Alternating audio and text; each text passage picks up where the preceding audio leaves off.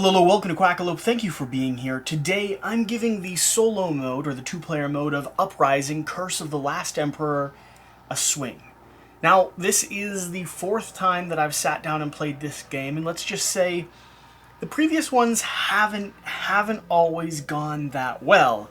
So I figure, if I narrow it down to just myself solving the puzzle and working together with myself, there's maybe a chance that I'll do significantly better or hysterically worse. Either way, I think it'll be entertaining for you. So along with this video, I'm also filming a shorter, more cohesive preview of this game. So I'm not going to spend too long getting into all of the mechanics or systems that are in place here. Instead, I want to demonstrate it through the gameplay. Instead, I'm going to give you an understanding of what the main goal is here, a breakdown of all the little bits and pieces you're seeing, and then read some flavor text, because after all, this is still a Quackalope video. And then we're going to swing right into the gameplay so that I can hopefully use what I've learned in the last 4 gameplays and potentially narrow things down. Now, before we get started, I do have to acknowledge this is a Kickstarter prototype, a very, very fancy one, I have to admit, but please keep that in mind as, we're playing through everything. Rules, mechanics, systems could change and shift between when I have my copy and when you finally get yours. Along with that, while the components here are of exquisite quality, I do know the designer has some plans for even better production value when the actual physical copy ships. So keep that in mind as well. And with that being said, let me read the intro, kind of the mix of flavor text and overview of this game to you, and then let's break down everything on the board here and go ahead and start swinging into this. Introduction and objective. Uprising, Curse of the Last Emperor is a fully cooperative, strategically challenging, and deeply immersive experience for 1 to 4 players. The game takes place in the Isles of Azul, a backwater of the known world and one of the last remaining pockets of civilization. You take the leadership of a formerly enslaved faction, the Fierce Crow, the Unbending Dakur, the mysterious Derwin, and the vengeful Moyar, and lead their uprising against the broken remnants of the Empire. But beware, beyond the frozen seas lurks a far greater danger. The hordes of chaos, driven by an insatiable hunger, are on their way to Azul. Both will fight you, and fight each other if they can. Over the course of multiple chapters, every faction collects victory points. The Empire and Chaos will also collect VP, and their actions are controlled by the players and the game itself. The goal of the game is for all players, individually, to have more VP than the Empire and Chaos at the end. You can gain victory points by defeating the armies of the Empire and Chaos in combat, providing shelter to the survivors by building havens or solving quests, and at the end of the game, if each player has more victory points than both Chaos and the Empire, you all win together. This is a post-apocalyptic style 4X cooperative game. We're working together on this grid here to both explore, establish havens, or our bases, recruit and gather resources to bring more troops out onto the board, and hold back the unwielding tides of chaos coming in from the outer realms. We have the Howling White, the Fog Grave, and the Screaming Sea, while also trying to restrain the capital, or the Legion, from exerting their control over the last bastion of human civilization. You see, the Emperor here in the center has unlocked or cast a curse upon the land, and so chaos has started to rise up. We have the undead marching, and we have beasts of all known and unknown origin slowly devouring what remains of civilization. We are tribes of enslaved and conquered people who have rested in our homelands for some time, until finally, at this moment, we rise up together as one unified tribe, trying to do our best to work together to secure what last bit of hope remains. If we are able to have all of our influence, all of our victory points score above both Chaos and the Legion by the end of the game, by the end of 4 chapters, we're victorious. And maybe we can start rebuilding civilization in whatever image that is left for us to explore. However, if we are tied with either of those, or one of us is below one of those score trackers, we will be enslaved and doomed to a worse fate than death. So that is the game we are playing. On the board here, you're going to see a lot of stuff going on, and in all honesty, they've done a good job at scaling back this game into something that is accessible once you know how to play. Here in the center, we have the modular tiles and land that we will be playing on. We will be drafting and gaining resources from this area, adding troops to the board, and maneuvering the AI systems around this. This is mostly going to be where we explore, establish outposts, and do the majority of our strategic planning. We both start on opposite ends, and while we might not meet up, we do want to work together to help control our side of the map. This changes based on the amount of players you have. In this game, I'm playing double-handed, so I'm playing 2 players. Over here on the far side, you'll see the Imperial Graveyard, the Chaos Graveyard, a bunch of tokens and other standees of the creatures that might be able to come out onto the board, and you'll also see the cards that will summon them. These are all going to be controlled by a fairly straightforward power and dice system, which we'll explore once we draft a few onto the board, which I know is going to happen.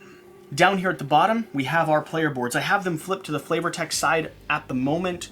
On the front of them, you will actually see the different units that I can draft, the havens that I can have out that'll gain me resources after every chapter. Like I said, there's going to be 4 chapters in a game, and the actions that I can potentially take on my turn. Most of the boards are similar in their structures, but different in the type of units you have, the type of dice they roll, and also the type of resources you need in order to draft or recruit those units.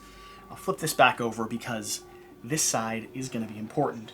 Same thing over here. Over here, I also, both player boards are the same. I'm just showing one off on one side and one on the other, I suppose. I'm starting with 5 of each type of resource. I'm going to have plunder, I'm going to have food, and I'm going to have salt. In this landscape, money and gold doesn't really matter anymore. Instead, trade and currency is dealt in salt. That's what the marketplaces gather and keep together. I also have a stack of cards. One of the unique things that this game does is you will have a personal deck that is asymmetric for each player and each character type, because I could have chosen to play Rona the Wanderer or Hanzo the Trader. I could always choose one of 2 different leaders from each type of faction. Here in the prototype, I think I have 4. I think in the core, I know of 8 total, and I believe there's more coming. So just know that I have a hand of cards here. Every chapter I'm going to be drawing up and choosing one of these to add to my action decks. These are skills that I have. I could also purchase items from the market up here that will be added to my hand as well. These are things that I can take, skills that I can utilize during different periods of the game to sway the odds slightly more in my favor. You'll see things in here like dice mitigation or resource collection or drafting some units onto the board, upgrading, things like that. Up here on the main board, we're going to have the quests that we can take. This is an action you can take as long as you fulfill the requirements for them, and these will resolve and give you either a positive or a negative depending on if you can roll the appropriate symbols to complete them. We'll go over the ones we have here in just a moment. Down here you can see the marketplace. That'll always get refreshed, and again we'll go over the items that I have for sale here in just a bit. Finally, we have our 4 chapters. Now this is going to be how you scale the complexity and length of the game. I'm going to do my best to play through all 4 chapters this time, unless I just absolutely get wiped out way earlier. So I'm playing on average to hard difficulty right now, with the hope that I can balance this map and actually make it through. And then finally, we have our turn phase down the side, giving us a really good indication of the steps that you take throughout each course of the game. Also, I just want to point out, even though this is a prototype, we have these incredible minis. So that's a haven, that's a gate that pops in, and that's going to be a watchtower that pops into the center. Or, for the Legion themselves, we have their bases, which get upgraded to a level 2, and then finally a level 3. In a prototype, I don't expect that, and it's absolutely lovely. So I just thought I would point this out. The toy factor here feels really good. Okay. So I think flavor text to establish the 2 different factions that I'm playing, and then we'll begin swinging into this game. I think that's the plan. Here I am playing And again, I think these are Germanic names predominantly, so I'm gonna mispronounce, I believe, every single one. I was practicing or trying with the creator on when we played together, and I don't think I got any of them. So I'm playing the Moyar. Once the Moyar themselves came as conquerors to Azul.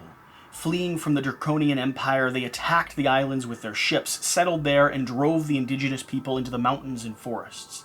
However, this folk of seafaring raiders could never resist the temptation of the nearby Imperial Tural trade route. To put an end to this piracy, the Empire occupied the islands of Azul hundreds of years ago, forcing the Moyar themselves into slavery. The proud ships of the Moyar were burned and pirates became slaves, who for centuries served the Empire as craftsmen, fishermen, and farmers.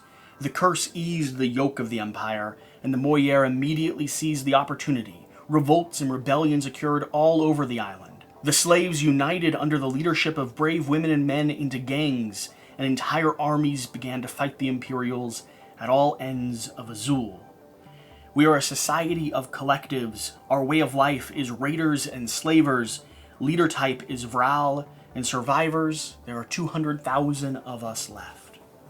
Let me flip this over, and I am choosing to play Rona the Wanderer. She is a Moyar bard. Rona was a loner, raised by a widowed woodcutter when the curse plunged her home into chaos. She led the survivors deep into the swamps. So that is who I'm playing there, and her starting location is going to be right down here at the bottom. She's starting at Morjafalim. Once the Moyar themselves came as conquerors to Azul, fleeing from the Draconian Empire, they attacked the islands with their ships, settled there, and drove the indigenous people into the mountains and forests. So this time we ourselves are starting in the mountains and forests. And then over here, I am playing the Durakar, Unbending Highlanders. The Durakar belonged to the original inhabitants of Azul. Once they followed the great cloth herds in the plains as nomadic hunters. But as the predatory Moher raided the islands with their ships, the Durakar retreated into the hostile environment of the great mountain ranges. Untouched and almost forgotten, the Durakar established a new life there. The harsh environment formed the slender, statured people into an efficient and hardened community. The Council of Elders has decided since that time that the fate of each individual and a strict code of honor assigns every member a permanent place in their community. There is little room for individuality and even less room for missteps. The welfare of each clan and its survival are the daily focus of the Durakar. And when the curse devastated the lowlands of Azul and caused the oceans to freeze, the Council of Elders decided to give up on isolation of the Durakar. Instead, chaos threatened to destroy their livelihood and their people once and for all.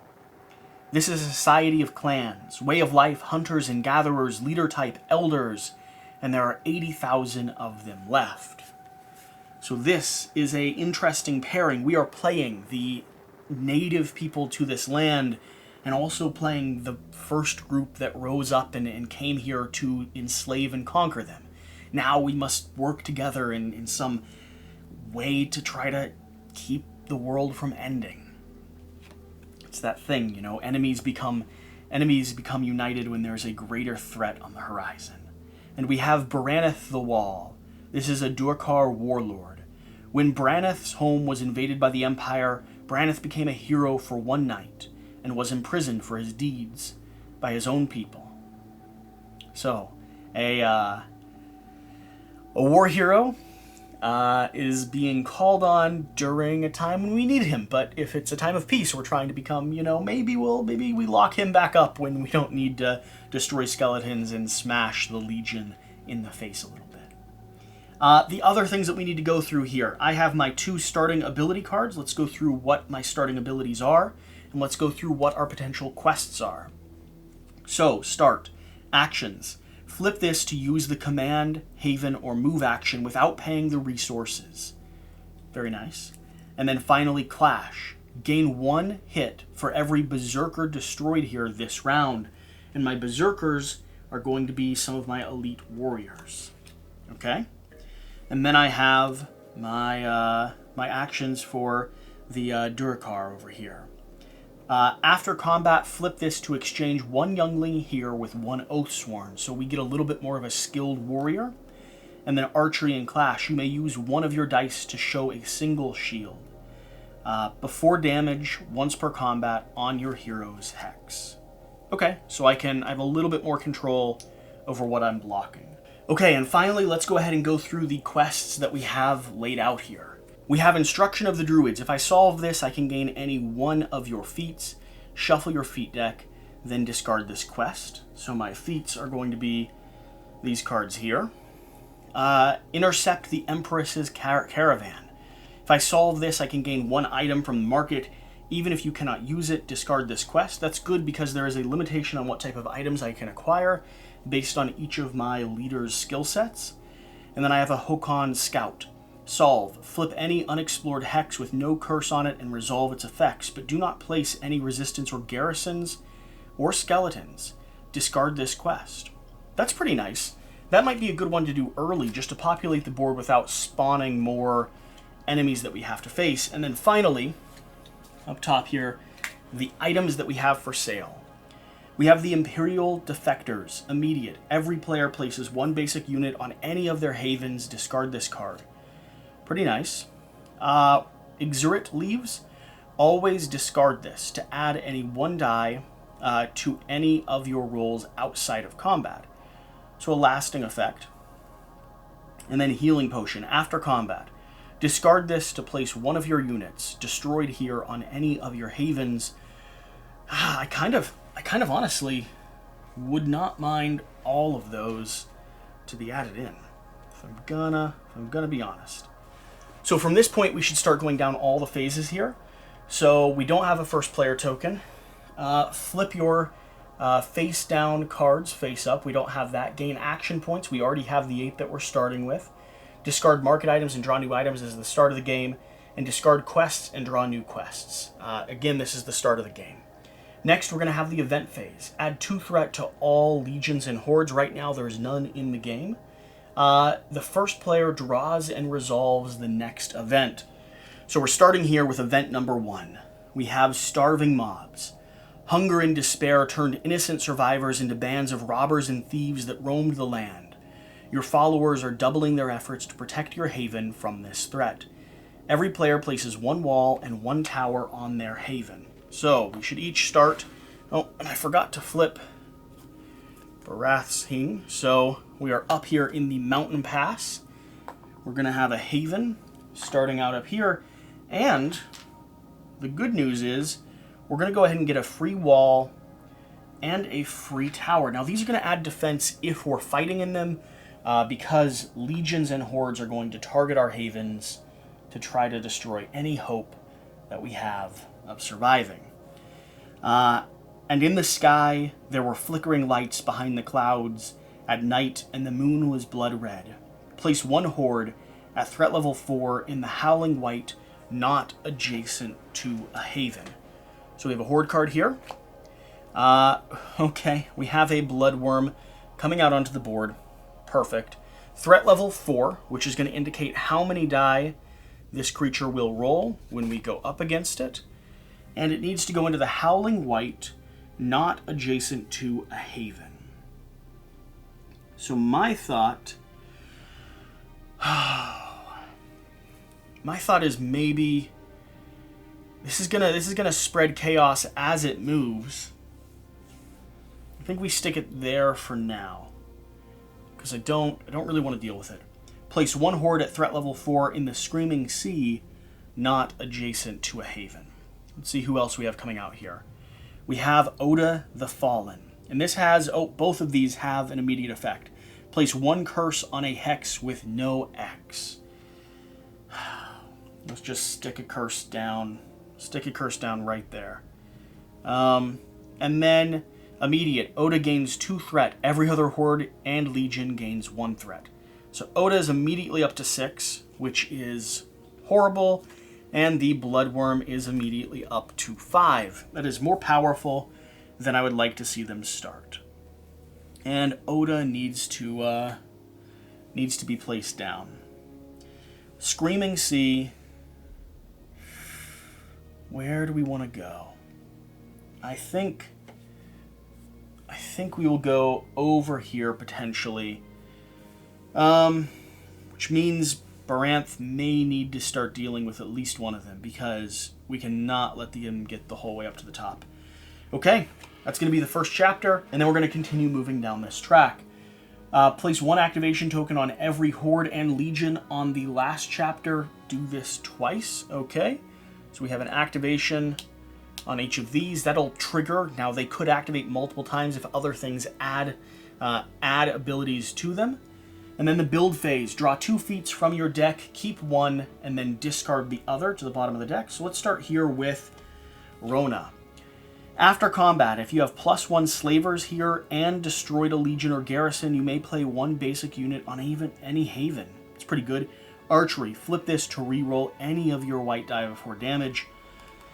Let's go for the buff here. That's going to give us a little bit more control, potentially. Let's see. And then here with Baranth. Guile. Always. Your hero gains +1 Guile. That, he doesn't have any right now. That's pretty powerful. That's a standard ability, and he'll gain 3 resources immediately. Clash. Flip this and lose 1 shield and gain 1 lightning bolt. Now, the lightning bolts are going to be important. They're going to be our druid cards, which we'll flip in just a second. I think, however, I'm going to go with Guile, because I like the idea of getting both that additional resource. Now, he needs a lot of plunder, it seems. So let's go ahead and gain him 3 more plunder. And he's going to have a permanent boost there. With these druid cards, so these druid cards are going to be special abilities that spawn every event or every sequence. If you roll a lightning bolt on your die here, you're going to be able to resolve one of these. Let's see what we have here. Archery and Clash. Place your cheapest unit in resources from the graveyard on any explored hex without enemy units. After damage, once per round. Not bad. That's actually really great, because there's a chance that they're going to score for every unit that they destroy, so if I can pull some of those back onto the board, that would actually be excellent. So, we're moving down again. Build any units, towers, or walls on any of your havens. Each location has a maximum of 5, and one of the early strategies of this game is going to be to try to build kind of a full arsenal of people. So let's start here with Rona. Any 2 could build sellswords and hunters. Berserker is going to be 2 salt and 3 food, and slavers are going to be 3 salt and 2 plunder. Now I know I want at least 1 food so I can move, and at least 2 plunder so that I can build some havens. So then let's start breaking this down. With 4 food, I could go ahead and do... With 4 food, I could go ahead and do 2 hunters. Those are going to give me an archery round. They're not quite as strong, but they do fire first, so you kind of get 2 chances to get a hit. I would really love to get... I'd love to get a slaver down because of the fact that I have this ability. So 3 salt and 2 plunder. So I'll trade that in for 1. That's going to give me a slaver. And now I really want 4 more resources. So here's what I can do. I can spend 1 of my actions on this trade ability. Oh yeah, it should be good for us to go over the abilities that each of our player boards have. So down here, I can take a move action. This is going to cost 1 action point. This does not end my turn when I take it, meaning going back and forth. I can take a trade action. This is going to give me either the ability to trade with any of the other players on the board, if I'm in a location with them, if my hero's in a location with them, and or going to go ahead and gain me another salt, which is what I just took it for. This is the only action that can be taken during almost any phase of the game. Then over down this side, I can command. This is going to allow me to pay 1 food resource, designate a hex, and move all of my army up to 5 total to that location. I can explore. If my hero is on an unexplored tile, I can flip it over and resolve the effects. I can place a haven. It's going to be these little building units down here across this bottom row. They will not only score me victory points, but also start generating resources for me every event or every season. I have a market. I can gain 1 item from the market as long as I can pay its cost. And then I have a quest. Choose a quest, roll the die, and do your best to resolve. This is going to be based off of your hero's abilities. So I've spent 1 for that extra salt. And I'm going to go ahead and spend all 4 of these resources to get 2 sellswords down here on the board, because I want to fill up to my maximum capacity. Now, the other nice thing about these is they show the exact type of dice you're going to be rolling down there in the bottom corner, meaning you can look at your battle and get a sense of what you're fighting with. Over here with the decor, I think I want them to attempt one of these quests. That's my thought. I need to save 1 food. I need to save 2 plunder. So let's go ahead and start constructing. I want to get my spear slingers out on the board, and that would be a total of 4 salt. I'm okay with that. Again, a little bit of archery, a little bit of range here is going to be important. Now, I don't think I'm going to be able to get some of these higher ones. I could get 1 Oathsworn down early on, I think. So let's try that. 3, I'll spend 1 for an additional, like I was talking about before, and that's going to be the price for 1 of these. And then let's do 2 of our cheaper units with... I don't quite have enough. I could always trade 3 for 1, though, and I'm going to do that. So these 3 are going to become 1 plunder, and that'll give me just enough to go ahead and put down 2 more of my youngling units. So that's the board state. I believe I've purchased everything I want and or can. I have 1 food left here, and I've spent all of my resources. So moving down. Action phase. Take 1 action until all players have passed, meaning I think we each have 7 action gems left. So now we start exploring. I'm going to start over here with decor, I think, because I think I want to do a quest action early on, because there was 1 over here which allows me to flip and solve. Now, with these quests, this quest is indicating I need to roll 4 skulls, 1 shield, or 2 lightning bolts. Each one has a benefit if you resolve it, and I need to do 1 of those 3 in order to solve this location. If my hero is on an unexplored hex, I'm going to get +1 orange. So here's what I'm going to do. I'm going to spend a gem to move. And let's move straight forward. No, let's move over, because I might need to deal with Oda here soon. Moving over, I'm not exploring that. Instead, I'm going to use the ability of the unexplored hex here to give me a little bit of a buff. So here's my thought. I'm now going to put a gem down here on quest, and I'm going to attempt to complete this. To do this, I'll roll my dice. So I get 1 free orange one because of the ability here. I get a red, 3 blue, and then a white or an orange. I think I'm going to go with a white. So orange have a higher chance of getting skulls. White have a chance of getting shields and skulls. So I get a bonus orange. I'm going to do white, 3 blue, and a red. What I'm looking for is one of those numbers being complete. There's 3 skulls, 2 shields. I don't have an ability that allows me to manipulate this. 3 skulls is not going to trigger that. However, 1 shield is enough to solve this quest, just I don't get any bonuses for it. Flip any unexplored hex with no curse on it and resolve its effects, but do not place or reinforce any garrisons or skeletons. So, here's what I'm thinking. I'm going to flip this one here to help out my ally, and apparently throw things around. Tombs of the Elder Kings. I'm going to place this down like this, so that I block off kind of this seaport being entered. And Tombs of the Elder Kings gain 1 plunder, so I'll gain 1 plunder because I do resolve the effects.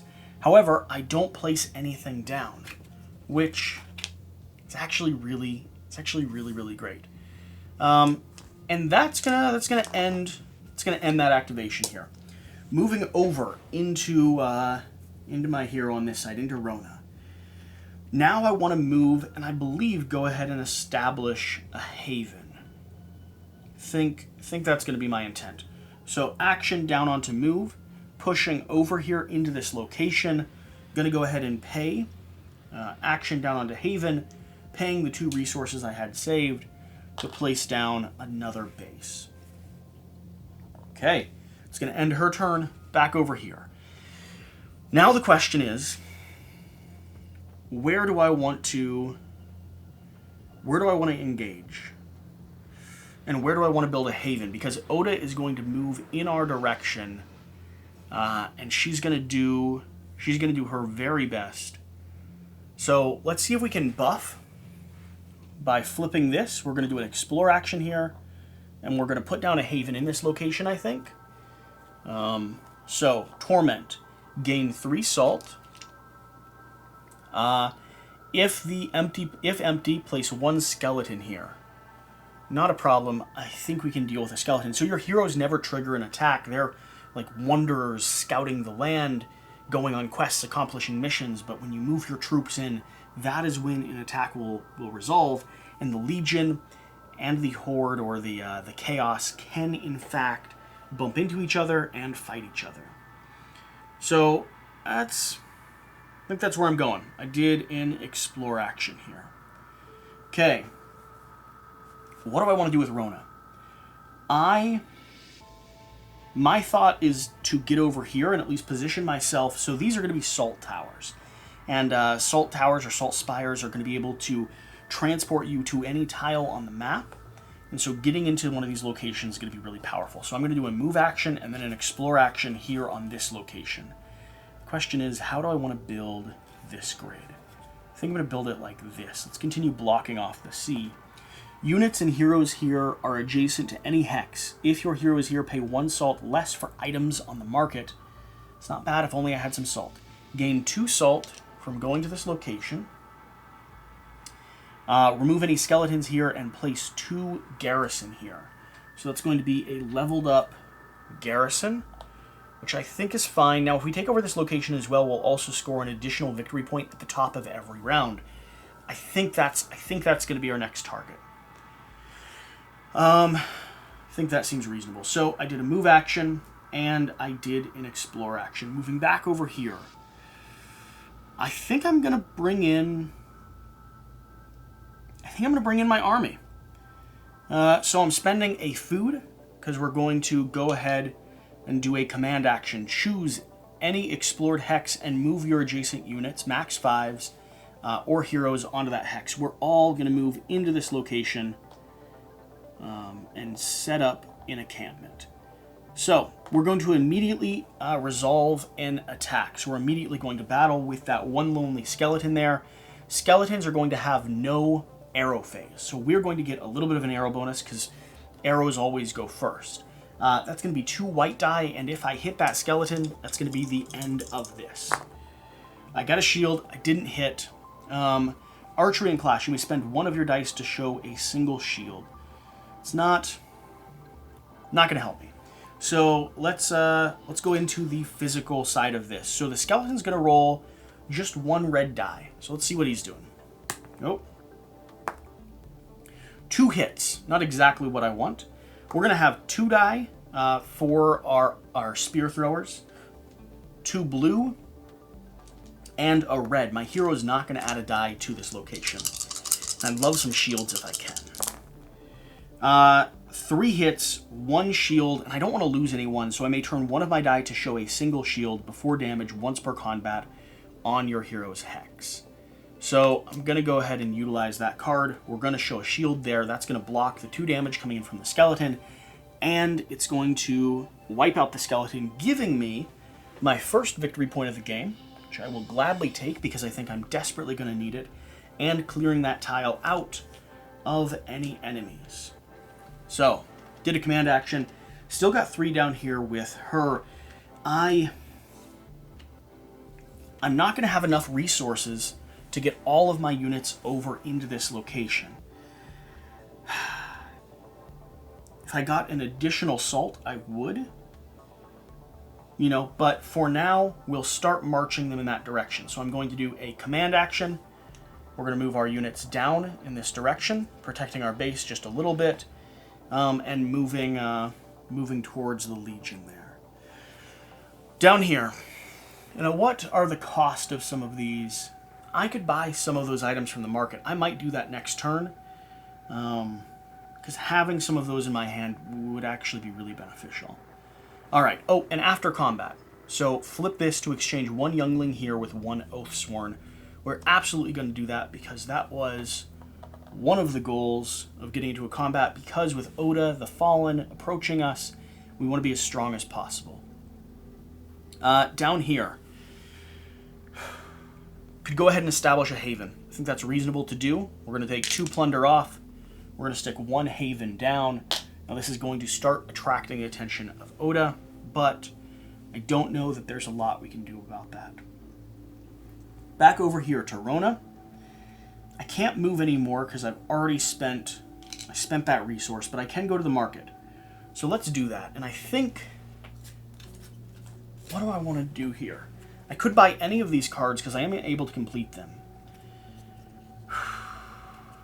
I'm going to do this. I'm going to get the Imperial Decree for 1 salt.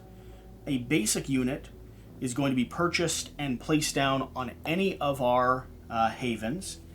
And then I think I'm going to go ahead and buy the Healing Potion. After combat, discard this to place one of your units destroyed on any of your havens. This is just going to give me a little bit more agency over the board. Now this will be discarded. This will stay in the market, and we will draw up 2 more items. So we have Drums of Terror, Clash. If your enemy's dice shows +1 blanks, gain a shield. And we have Censor of Shadows. After combat, place one of your basic units destroyed here in any of your havens. And this one doesn't get discarded. I like that if I was able to buy it and utilize it. It's going to be the market phase here. We have 2 more actions that I can take. I could move and explore. I could do a command, but I don't have anyone that I could effectively fight. And Oda's going to move in our direction, guaranteed. Moving and exploring is going to give me a little bit more resource. I think that's going to be worthwhile. Oh, and here I should have pay 1 less for any items on the market. So I actually wouldn't have had to pay that cost because it's 1. 1 less would be 0. Let's do a move and explore action here. So move, explore. We're going to be here on this location. Units here are adjacent to any hex if your hero is here. Pay 1 less for items on the market. Z-Guard. Gain 2 salt. Okay. Remove any skeletons here. Place 3 garrison here. Alright. Maybe not exactly what I wanted. I'm going to leave that pathway open so I can get my units into this location because I'd like to establish a haven if I can. And then immediately, we're going to go ahead and establish sort of like a watchtower on the side of the known world. Okay, it's going to be all my actions here. I have 1 more action left here.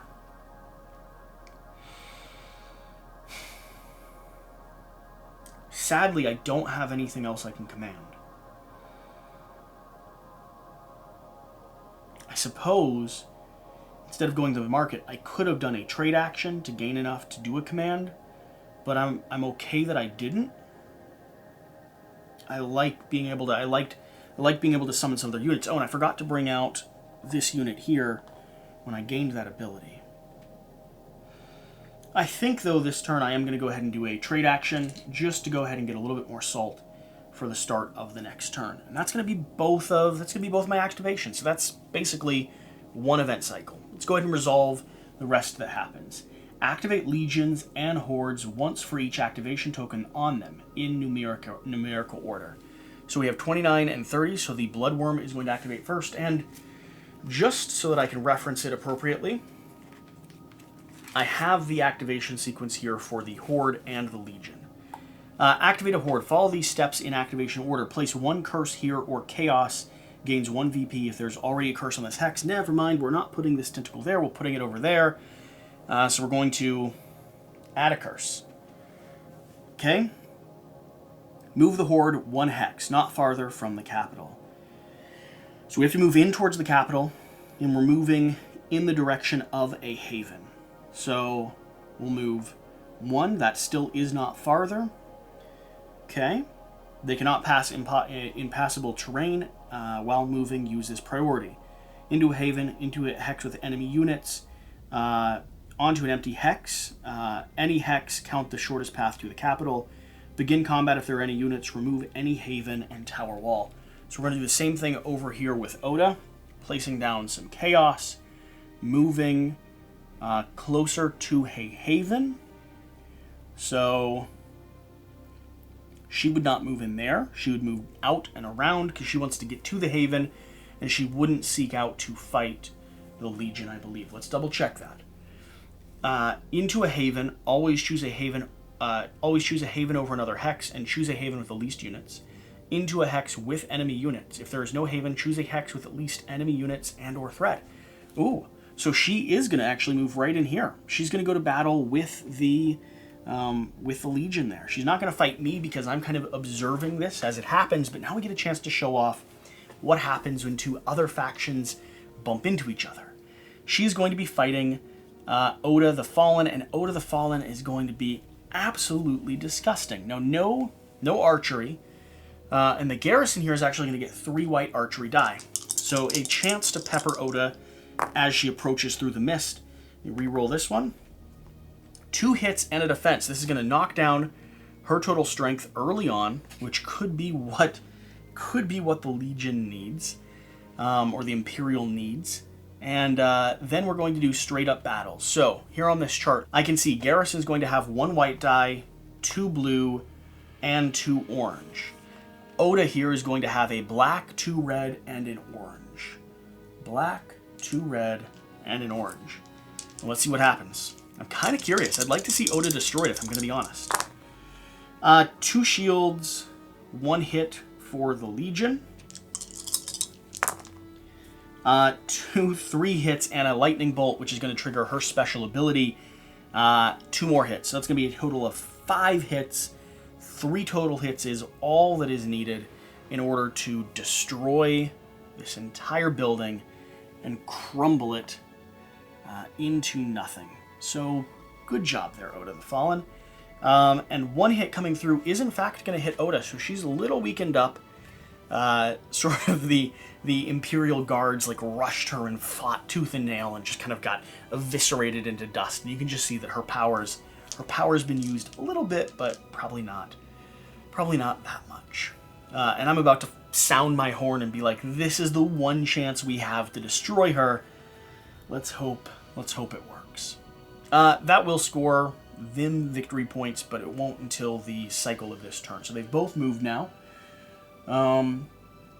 Production phase. Gain resources based on your total havens. See the player board. So over here, I'm going to gain 2 salt, 2 food, and 2 plunder. Then also, because I have havens in both of these locations, I'm gaining an additional 1 of each resource. I'm gaining 1 victory point, but I don't need to count that quite yet, and I'm gaining 2 more plunder for that location. Not a bad turn. I've got a lot of stuff I can use. Up here, 1, 4, and 1. So 1, 4, and 1. And then on the board there, I'm going to get 1 for each one of my initial starting haven. And then in the additional location I have, I'm going to get 2 more salt. So I feel pretty good about resources at the moment. I'm not too angry about this. Moving down, gain the resources shown on each hex with your haven. We just did that. And then scoring. Empire scores. The Empire is going to score 1 point for the capital there. Empire is going to score 1 point for each hex with any garrisons. 1, 2, 3, 4, 5. 1 point for each legion. There are no legions on the board yet. 2 points for each faction in the graveyard. None in theirs. Chaos scores. 1 for each curse. 1, 2, 3, 4, 5, 6. Not good. 1 for each horde. It's going to be 2. Okay. And then 1 for, and then 2 for each faction in their graveyard. 2 more points because they annihilated the Legion. Not exactly what we want. Remove all units from the graveyards to their players. We just did that. And then players score. 2 for each of your havens. So we're each getting 4. So 1 for special havens, which is going to be both of our home bases. And then 1 to any player per 5 resources paid. That is sort of an end game thing. We're not going to do that right now. You can clearly see the horde is, starting to take over a little bit. All right, back up here to the top phase of this game. Flip face down cards face up. So both of these are going to appear again. Gain action points. So all of our action points are going to come off of our board. So 8 total for us to spend. Discard market items. We're going to draw 3 market items back up. Let's see exactly what we get. We're going to get Orb of Storms. Immediate. Move 1 horde or legion to an adjacent hex without activating it. Discard this card. Dark Architect. Immediate. Place 1 tower and wall on any haven. Every other player may play 1 tower on any haven. Discard this. Very nice. And Dragon Fruits. Immediate. Gain 5 resources. Every other player gains 2 resources. Discard this. That's a pretty solid resource trade. Those are going to be hard to get. They're expensive, but we're both on towers, so that's not actually terrible. Discard threats and draw new, or discard quests and draw new quests. So let's go ahead and draw up 3 new quests as well for us to try to complete. We have Bastions. If we solve this, we can take this card. Your towers may add 1 orange dice instead of 1 white. Nice defense. Corrupted Druid. Solve. Remove all activation tokens from 1 horde. Discard this quest. So if one of them is getting really powerful, that might be one that you want to do immediately. There's also a immediate action here we have to resolve. And Imperial Spy. If we solve this, remove all activation tokens from 1 legion. Discard this quest. Okay. And the immediate effects of these cards. First, on the Corrupted Druids, place 1 action token on every horde card. If there is more, place 1 curse on any hex without an X. Place 1 activation token on every horde card. If there is none, place 1 curse on any hex without an X. Alright, so each of them are getting a free activation. We're going to have to deal with this. We're going to have to destroy them. And then immediate here. The Empire gains 1 for each haven on the map. Whoa. Whoa. So the Empire is going to go ahead and gain 4 more victory points immediately. 1, 2, 3, 4. All right. We've got some serious catching up to do, but we're doing better than I have in the past. I do have to acknowledge that. Cycle this down. Add 2 threat to all legions and hordes. So we're moving up as strong as we can get with the Bloodworm. We're moving up to 5 here. Okay. The first player draws and resolves the next event. Slave revolts. In the chaos of the days following the curse, many slave collectives and prisoners of the Empire take advantage of the hour to revolt and flee. Those are my people. Every player may pay 2 resources to place 2 basic units on any hex of their havens or an explored empty hex. Wow. We're definitely doing that. So, because salt is going to be accessible to me, I'm going to spend 2 salt here. And we're going to put down 2... Let's do 2 archers. Let's go ahead and do... It's going to be an empty hex. So, let's do it right there. And then over here, I think I'm going to do the same thing. I'm going to be spending salt. I have the most of it. We're going to be paying 2 of our basic units. This is actually great. This is really good. The amount of people I have on the board, I feel all right about this. To set an example, the legions of the Empire moves out of Northgard to obliterate the entire insurgent villages. Okay. Place 2 legions at threat 5 on the capital. If there's no horde, place 1 horde at threat 5 on any empty hex. There is a horde, but now we're going to get to see what legions we have appearing. So here with the legions, we are bringing the Butcher, and we're bringing the Imperial Guard. Alright, starting with the Imperial Guard, threat 5. Imperial Guard is going to be here on the capital, and he's going to have to select his target. Now, their targeting system is going to be the most accessible and available haven, and right now, we're actually pretty balanced. Got 3 units here, 3 units there, tower to control it. Got sets of 5 down here. I'm going to assign him here. I think I'm going to send the other, maybe the other way, split up the pot just a little bit. The Butcher here. The Butcher is going to be starting at 5 as well.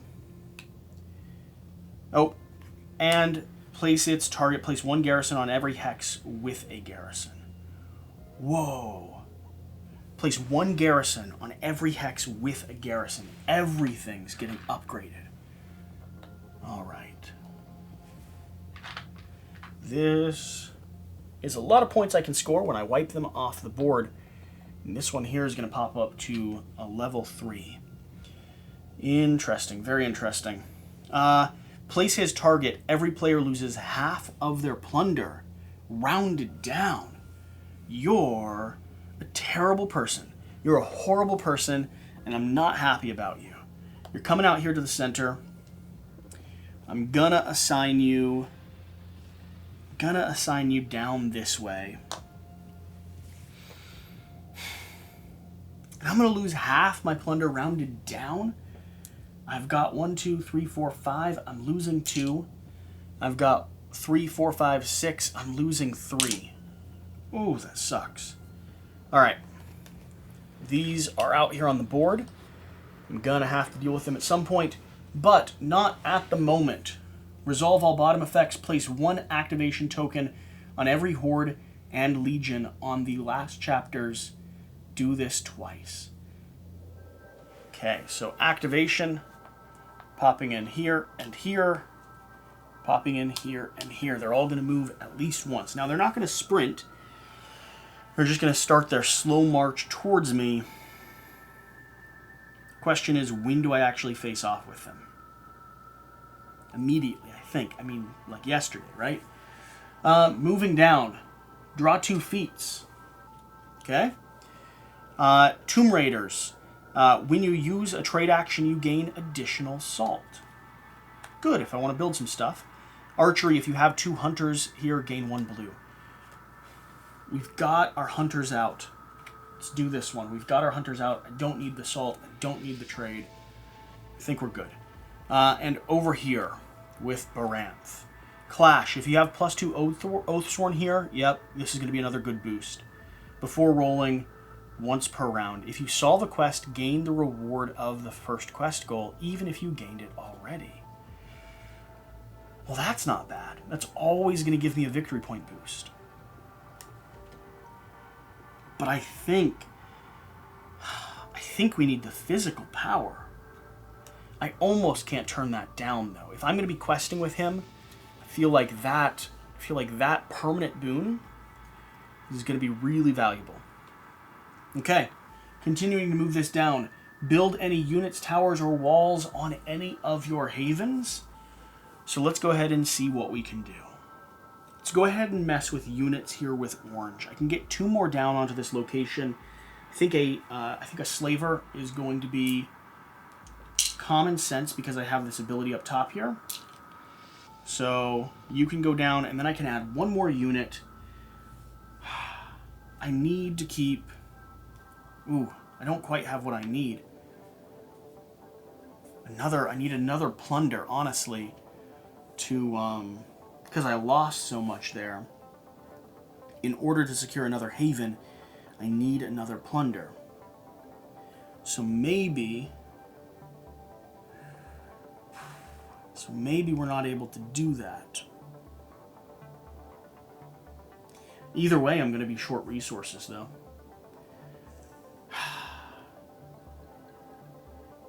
Either way, I'm going to be short resources. I think we're going to have to lean into it. I'm going to have to find a way to get a plunder. I have to find a way to get a plunder before I build a haven there. It's just going to have to resolve like that. I can move over into this location. I can move up into that location and explore there. That'll help generate some plunder. So we're going to spend 2 food to go ahead and put down another sellsword. Okay, we've got a plunder and a salt left. All right. And I'm keeping all my actions. That'll help me generate some plunder. Yeah, okay. Here with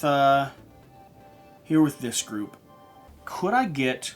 I absolutely can get a Kolith down, but that would keep me... I would need food. I could trade salt for food. I think we're going to do that. We're going to spend enough to get this behemoth placed down on the map. I mean, we are now getting to the point where we've equipped almost as much as we can, because all I have left is a single youngling I can put down. Let's keep 2 plunder. We're trading 3 salt for a food. So, do I not bring down a youngling? I think for now I save it. Trade that 3 salt for a food. Add that to my command action there, so I can move, I can fight, take down Oda, and go ahead and build a haven on that salt tower. I think that's the plan. Okay. Alright, I've went ahead and done the construction phase. Moving down, take 1 action each turn until all players have passed. Start down here with you. I think we're going to fight. I don't, unless there's a quest. Gives me a buff to towers. Removes all activation tokens. Removes all activation tokens. I mean...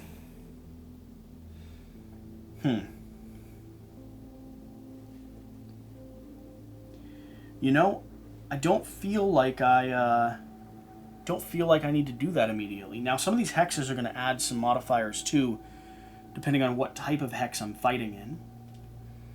Forests allow me to re-roll up to 2 dice. Highlands, you can only do 1 die combat for arrows for archers. Badlands, rider units add their dice to Badlands to the range, and then marshes replace. Okay. So for archery, replace red with white. Okay. I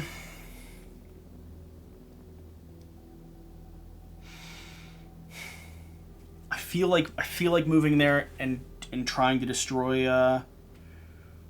I feel like that's the correct thing to do, especially with the amount of action she has. Just to me seems like the best thing. Oh, we also need to flip a druid card. Archery and clash. You may re-roll any of your die that do not show a lightning bolt. Okay. All right. Command action. We're going to move into this location. Everyone's moving in. And let's see if we can take down Oda. Oda is going to have no archery phase, so we do get a little bit of a buff here. Now, this location is just an ice waste, so no benefit there, but 2 white die, and we have our archery and clash modifier if we get anything. 1 hit coming in. I don't need to add a shield to this. We're going to do 1 hit on Oda right from the start, moving her down to 4. Now we're going head to head. Let's roll Oda first to see what we're up against. Black, red, orange. 2 red, black, and an orange. Oh my gosh. That's so bad. That's so bad. The odds of that. the odds of that are just not even. She's doing 1, 2, 3, 4, 5, 6, 7, 8 because of her ability with the lightning bolt there. She's gonna wipe me out. She's gonna wipe me out. All right. I'm rolling 2 white. No, don't move those. 2 red. A blue. I need so many shields.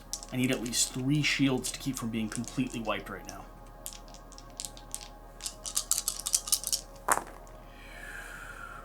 Two shields. A decent amount of hits.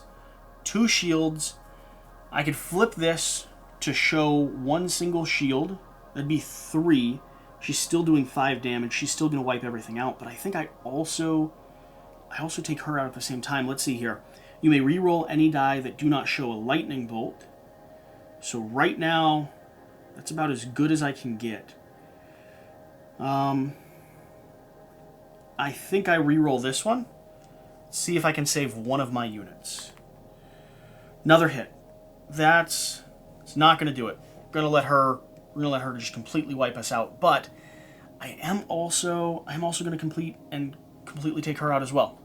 So Oda has been destroyed. Oda the Fallen is destroyed. We gain 5 victory points for destroying her. Not bad. Up here, 1, 2, 3, 4, 5. But sadly, all of my forces are going into the Chaos Graveyard here. It's alright. I feel okay about this. You know, stuff happens. We push through. Man. Oh. Okay. Moving down here. I think I move in here. I think I try to get a haven established. Take out. This is going to be worth 3 victory points if I can power my way through it. I still have a ton of people guarding that immediate area. I didn't have any younglings left. Okay. So, we're going to do a command action. We're going to pull all of these units over into this area, and we're doing another battle. Level 3 garrison. 3 white die from the start. Shield and a hit. Going up against 2 basic hunters. Do I have any? If you have 2+ hunters here, gain 1 blue. Perfect. 1 hit, we're going to trade. So we're just going to trade back and forth. So I take off 1. They take off 1.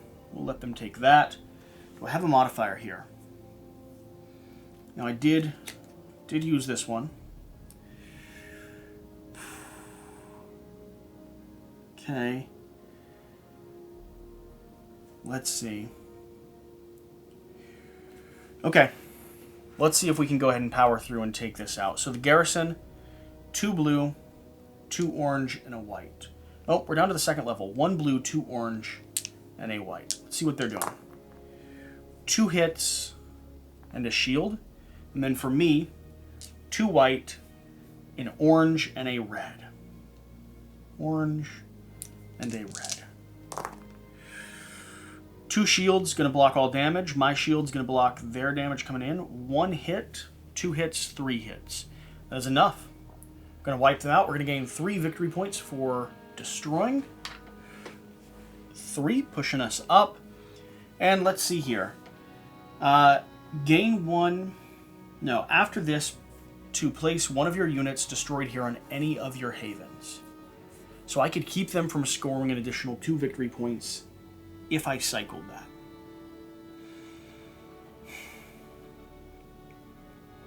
Question is, what else am I doing with them for the rest of the game? I think I'm okay with this. Let's discard this card. Set that off to the side. You're coming down. You're going to populate right there. And after combat, if you have +1 slavers here, and I do, and destroyed a legion or a garrison, you may play 1 basic unit. I don't have any basic units left, though. Alright. Not a big deal. Maybe short-sighted on my part, but not a big deal. Okay, that's going to be 1 command activation. And we're moving down here to Baranth. I think I go ahead and spend this 2 plunder, set up another haven, put another outpost. Okay, I'm going to do the same thing here, but I just realized I have this card. Flip this to use the commander haven or move action without paying any crystal or resources. So I'm flipping that, putting down a haven here on this spire, and then I'm still going to use my activation. I'm going to move. What do we think? Do I move back here, gain the food, and potentially go fight a little bit? I think so. Moving twice into that location and an explore action. Flipping this up, let's block their path a little bit. We're going to gain 2 food in this location, which is good because that's going to give me some more command control. If empty, place 2 garrison. If not, reinforce. Place 2 garrison on empty hexes with no X. Okay, reinforcing. We have to spawn 2 more garrison down onto the board. I think we're going to place them here and here. And this is going to be Badlands, which means rider units, so my slavers will add their dice into the ranged attack. So I can actually move in there and potentially do some significant damage. Okay, moving back over here. Establish my haven. I think maybe now I quest or go to the marketplace. I don't have any salt to go to the marketplace, so I think I'm going to start questing. See if we can get rid of all of the activation for the bloodworm here first. So quest. We want to do this one right here. 1 red, no purple, 3 blue, and let's do 1 orange. I have to get a shield, right? Oh, 3 skulls, 1 shield. Okay, the shield is going to give me a success, and my always ability is going to give me a victory point. So I'm okay with that, even though I don't score that twice. Shield, remove all activation tokens from 1 horde, discard that card. So bloodworm is now slowed down. Quest, moving off to the side. What do I want to do with Rona? I think we do another command activation. Bloodworm's not moving this turn, which means we can move into this spot. Yeah, let's move in there and let's take down that location. So I'm moving in with 2 white and a red for my archery sequence against a garrison. Now a garrison's going to have 3 white. Let's see what they roll first. This one needs to be re-rolled. Blanks across the board. This could be my chance to really do some damage. Or not, just a shield. Perfect. Okay. Straight up fighting now. 2 orange, 2 white, and a red against the garrison, which is going to, at a level 3, have 2 blue, 2 orange, and a white. We'll start with the garrison. 3 skulls, 1 shield. Okay with this. Let's get at least 3 block here. It's not going to do it. 1 block, 2 hits coming my way. I think we get rid of our archery units for now. Hunters going back down onto the board. 1 hit, definitely not going their way. So this time, 2 orange and a red is what I'm rolling. And I didn't get a hit through with them, so they're still rolling their full sequence. 2 hits coming my way. I think that's going to be alright, as long as I can punch through this time. There we go. Complete destruction. They're going to eviscerate 2 of my units. I'll do the cheapest ones, but I do wipe them off the board, gain 3 victory points for that. And we are We're in a decent position. We've moved into that spot. Now, I don't have the resources I need to set down another haven.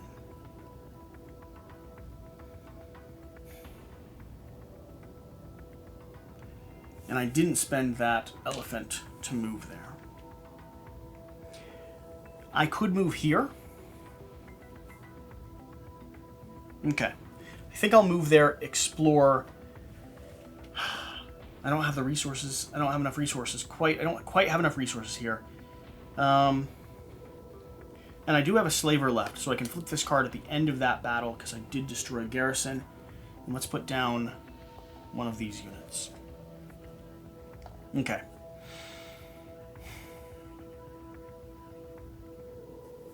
All right, over here.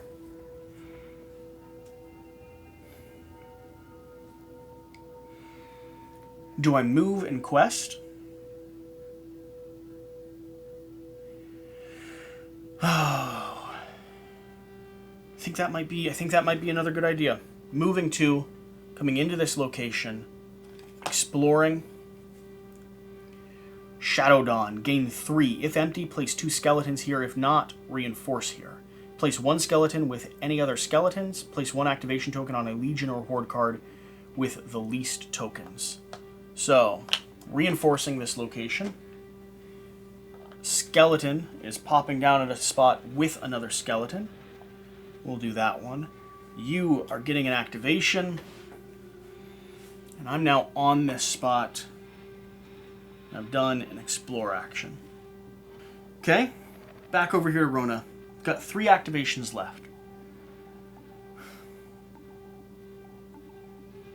I don't have enough to get plunder, but I could get enough salt to set down another haven.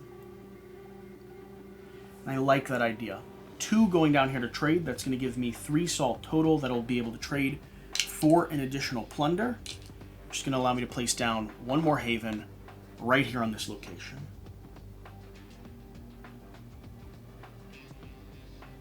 Okay. Do not hate that. It's going to be all of my activations, though. Down here, I've got 2 activation left. Could move a unit in. I don't have the food necessary to do it, though.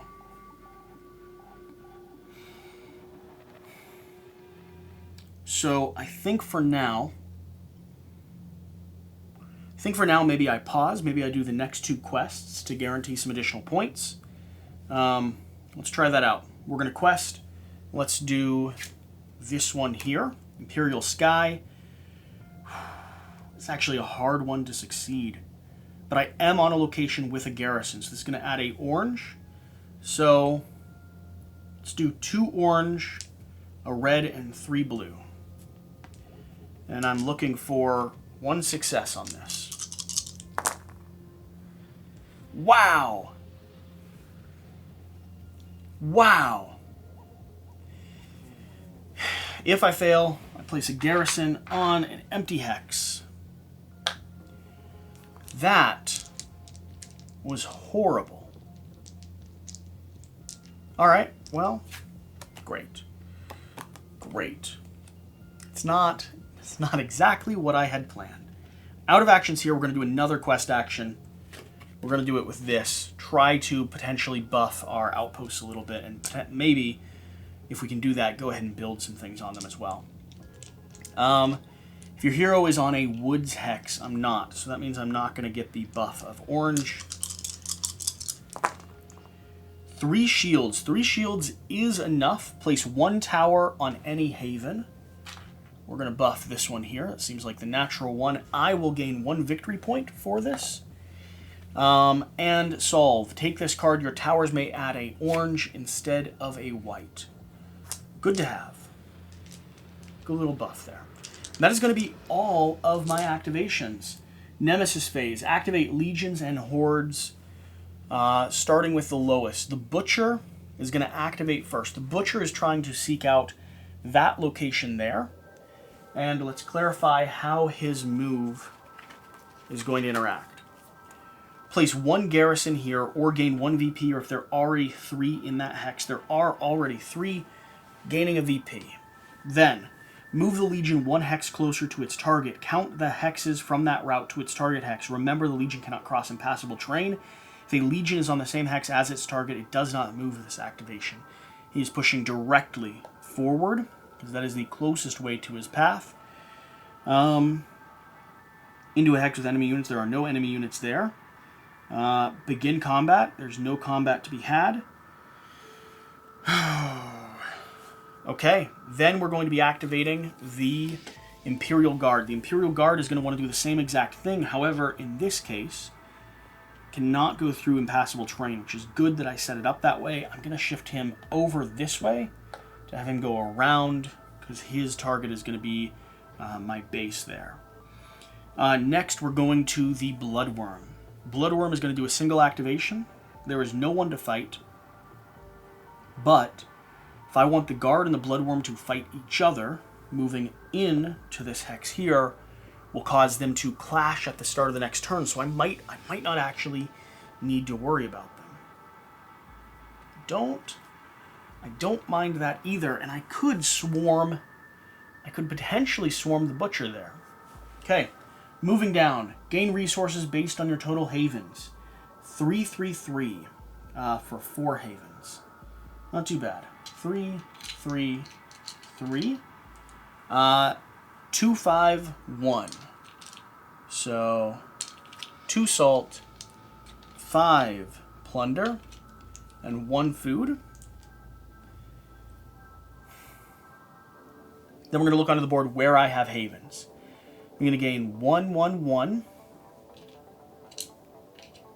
from that spot. I'm going to gain 2 food from that top location, 2 plunder from this one here, and 2 more salt from that tower over there. And then over here with you, you're going to be gaining 4 salt, and then 5 salt and 1 of each other.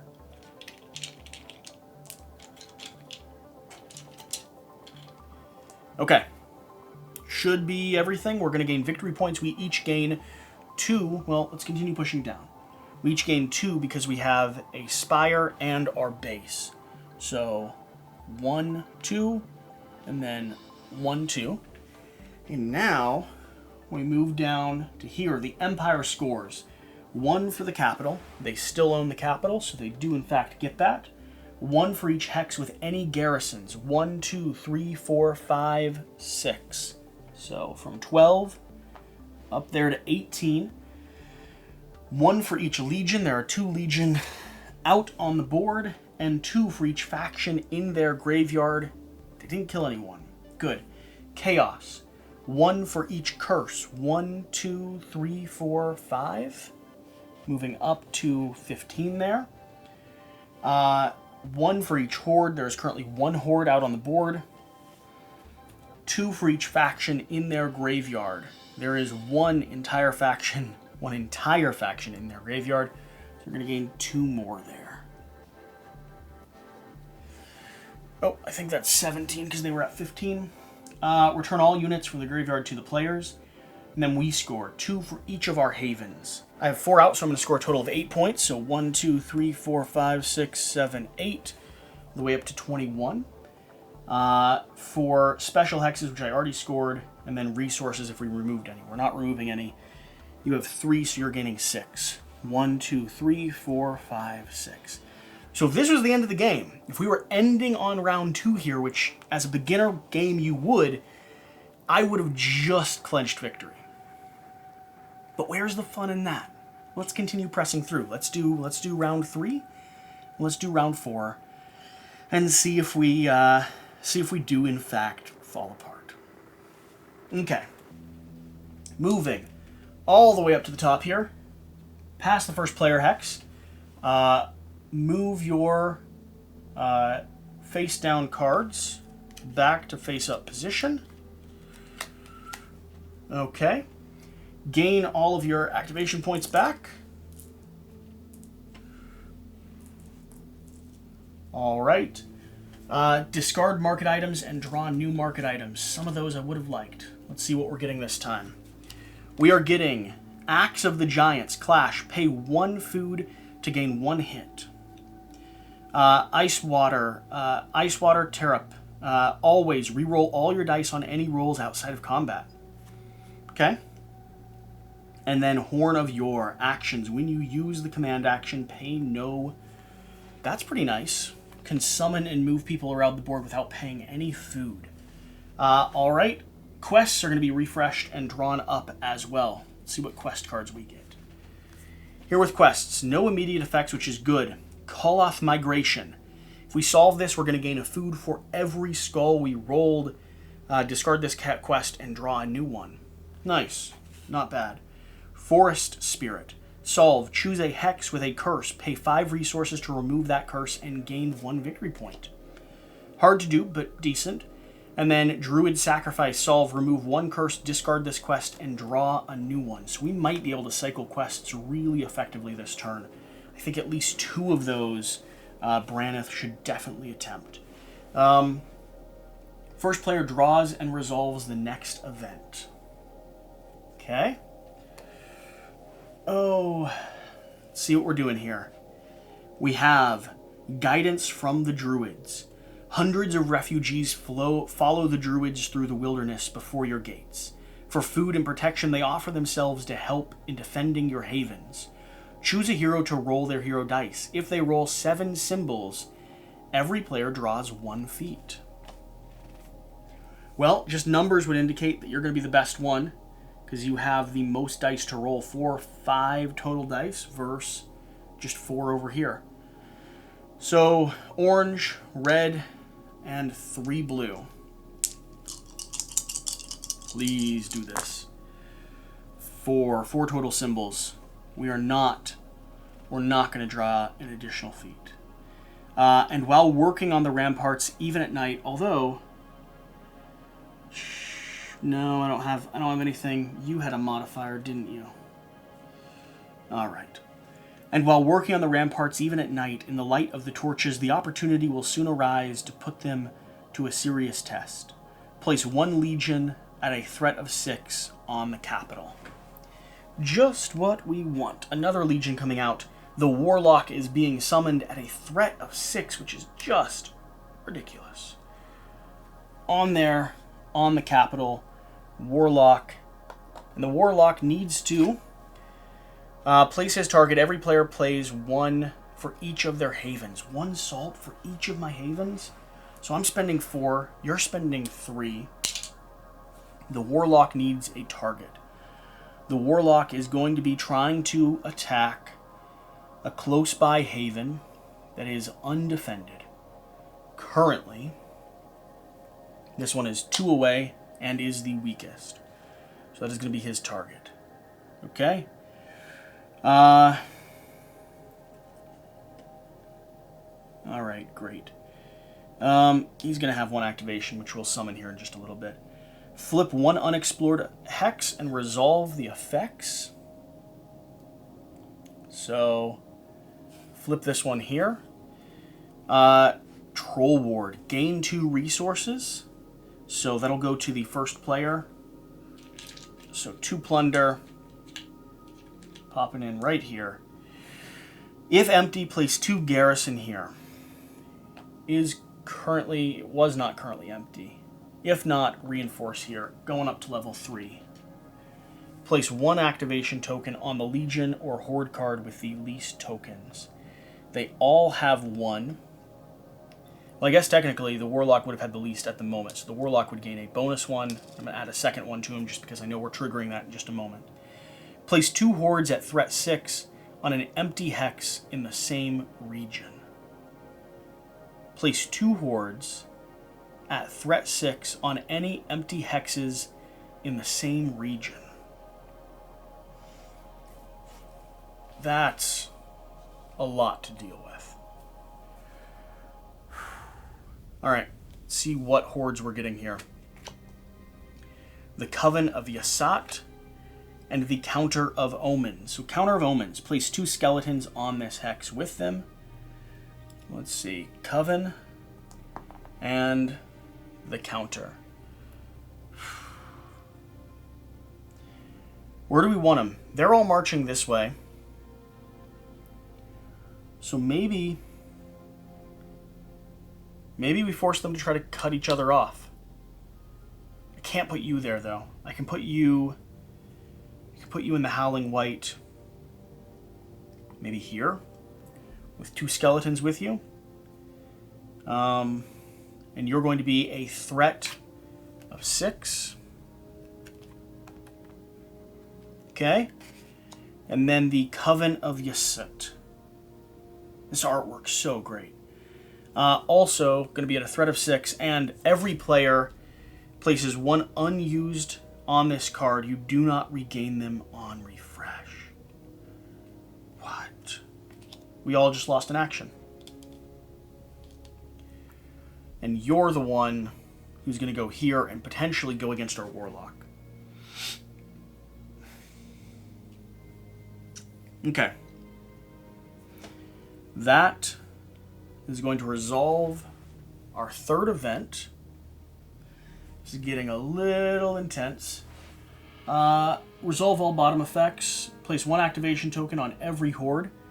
So you have 2. You already had 1. You each get 1. Draw 2 feats from your deck and keep 1. Rona, we need some help. Oh, do I give myself magic? Or do I give myself an additional orange or yellow? I think I'm going to give myself magic. Seems reasonable to me. Same thing over here.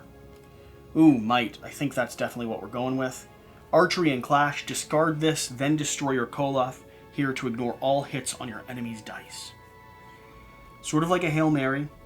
Could be good against the Butcher if I'm going up against the Butcher this turn.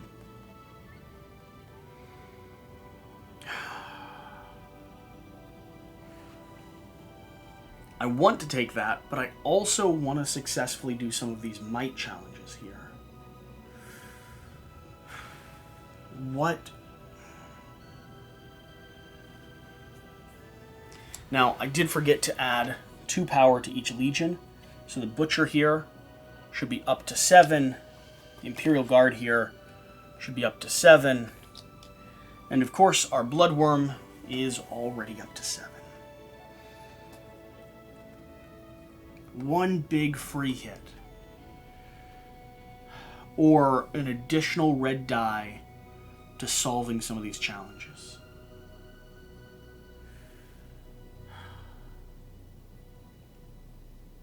I think we take, and 3 immediate resources. And I got that from this as well. Let's grab 3 plunder. I think I take the fist. I think I gamble just a little bit. I think I take the fist for now. Those 3 resources, I'm going to take 3 food over here. Okay, moving down. Building units. Here's what I'm thinking. Get all of my people out. This battle is going to resolve here. And then one of them is going to be moving into my location. Potentially. So I need to boost and be able to protect this location. I think we've secured as much land as we need. Now it's a matter of defending. So over here with you, let's go ahead and sparse out. 1 command, 2 for a haven. I don't think I'm going to secure your haven. What I think I'm going to do is I'm going to spend 1, 2, 3, 4,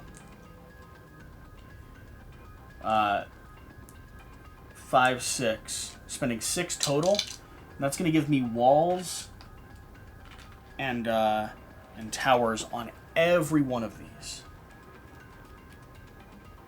Now each of these are going to add just a little bit to my defenses in case someone moves into there and decides they want to take me out. I'm now setting up camp and hoping that I can survive for the next 2 rounds, or the next 2 chapters.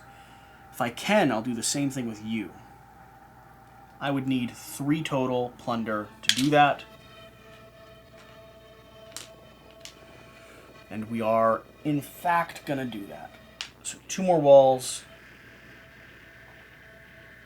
Okay.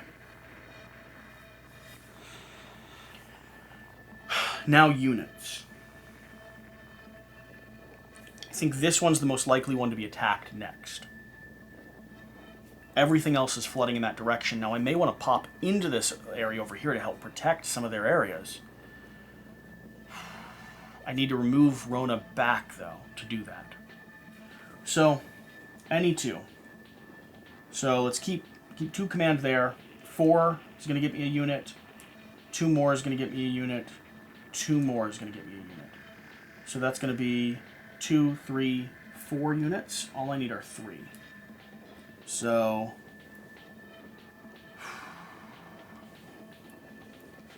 let's put 2 archers here. In the forest, I get to reroll up to 2 die during the archery phase. It's not bad. How do I get these out? I don't have enough food. Unless I spend 1 of these. 2 in a food. We're not even going to move this turn. We're just gonna lock into place. Get a berserker out. Let's buff this. Let's put that as high as it can. Although I could do a command action. I'm not gonna have it to do it though. Taking a little bit of a gamble. Let's buff that as much as we can.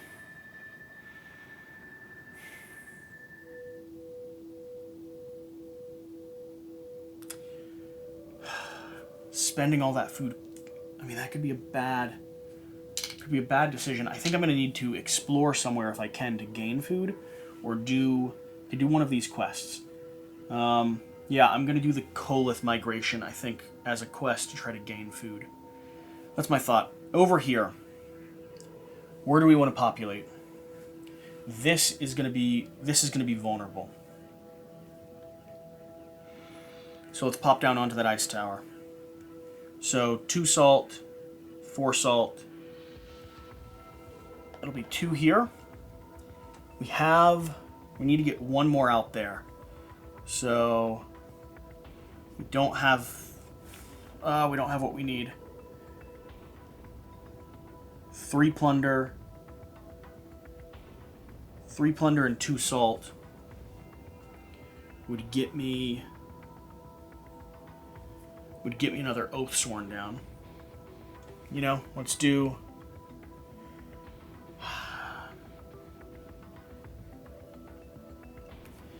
it. 2 down here to trade, gaining that 2 salt, spending all 3 of my plunder. Let's just do 1 action. Let's spend 3 food, 3 plunder. I have it to command. Let's put down an oath sworn here.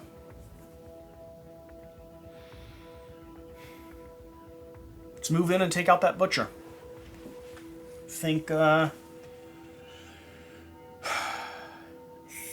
think that's gotta happen, or else he's gonna start wiping out some of our units.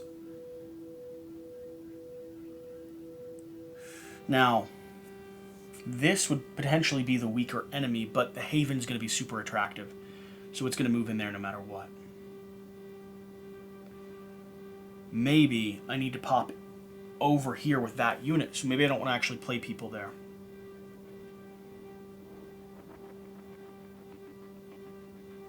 Because I can't group. So maybe I put these units down here to defend, and I plan to bring Rona over here into this other ice spire to help protect that location.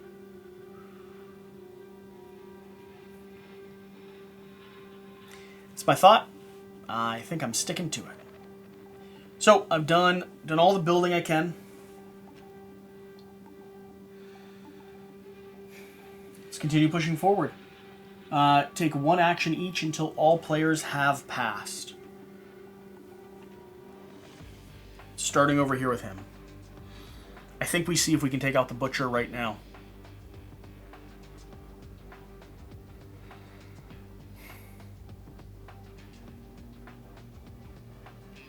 That, or is there a quest that might give us a bonus? Where are we right now? We're in a mountainous location. No. If we're in Badlands, we get a bonus. Okay, Rona could do that quest like we were thinking. The others are just removing curses.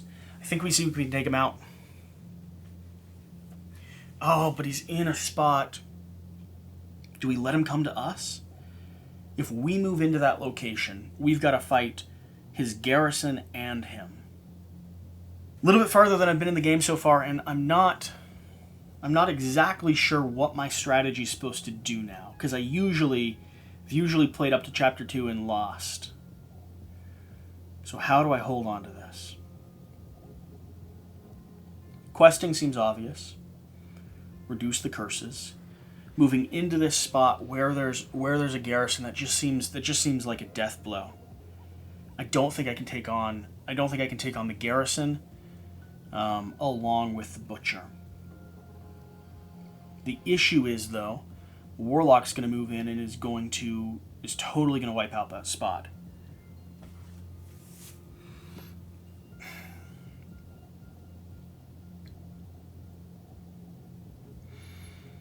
I need to figure out a way to get my people down.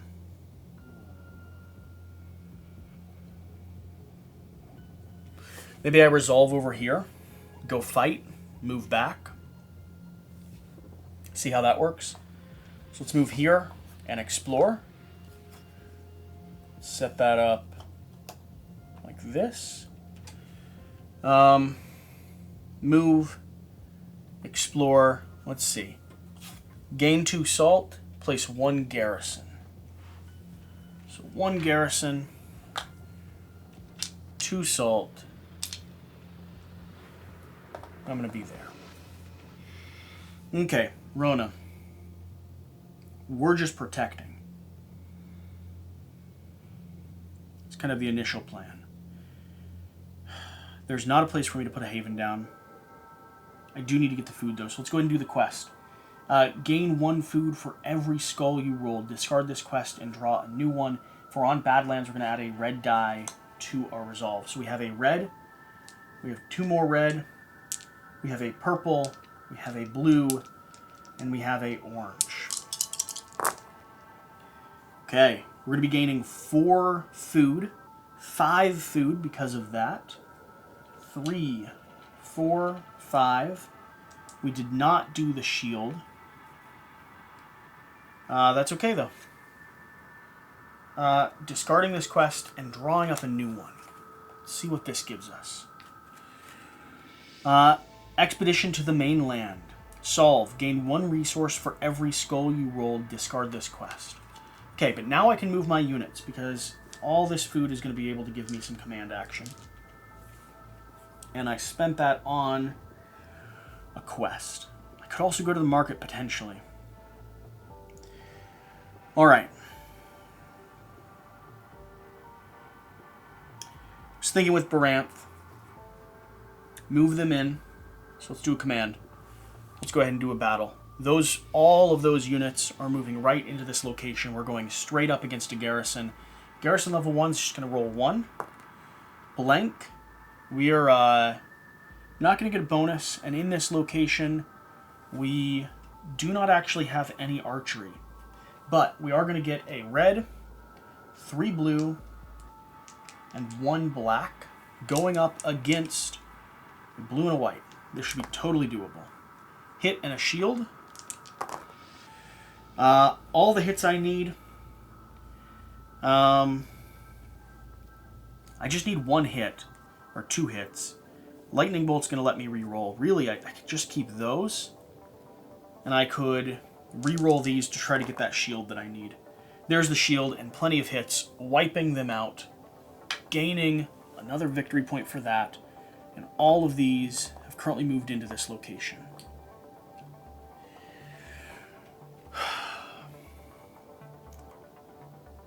Okay.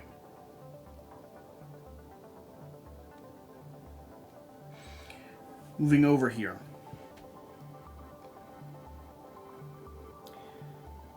So, we might be able to get another haven out. If I wanted to pop over, 2 move, 2 move, let's do another quest, and then let's command, leave that one vulnerable.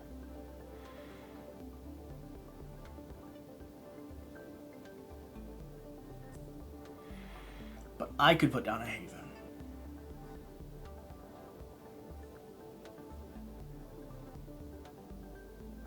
I don't need to, though. I think giving blue some ground is going to be important. Blue might be able to do this expedition, though. Ooh, but this is important. Okay, I've moved over. I'm going to do a quest action. The reason being, I'm going to gain a black die for this expedition to the mainland if I'm on a gate tile, and I am in fact on a gate tile. So we're going to be rolling black, 2 red, a purple, and an orange. Lightning bolt, 3 skulls. Lightning bolt's not going to be enough. Shield's not going to be enough. Alright, not exactly what I wanted. 3 skulls, though, is going to give me 3 more resources of my choice. Let's just take some salt. Do a purchase action by chance. I can only purchase 1 of those at the moment.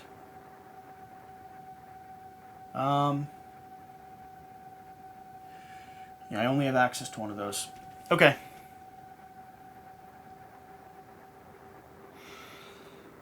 That was another quest action. Down here. Here's what I'm thinking. I could build a haven in this location if I had the plunder. Or I could trade resources to get the correct amount. Neither of those are going to do it for me, though. I've got 2 potential quests I might want to go on. I want to do another command, because I want to move these units back. So, start with a command action. And let's move all of these units back into this location. Because I think defending it's going to be really important. Back over here. We were going to do a command. Now, I did just double check. I'm not actually able to move on to that haven because they won't let me into their gates. We have some history together. We are cooperating to secure and wrest back control, but trust is still in short supply. So the options that I have, I could move into this central zone, or I could directly go and fight. The Counter of Omens.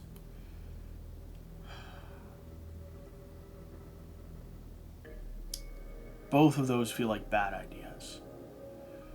If I did a command to pull 1 unit here, then another command to move there, maybe that's what we do.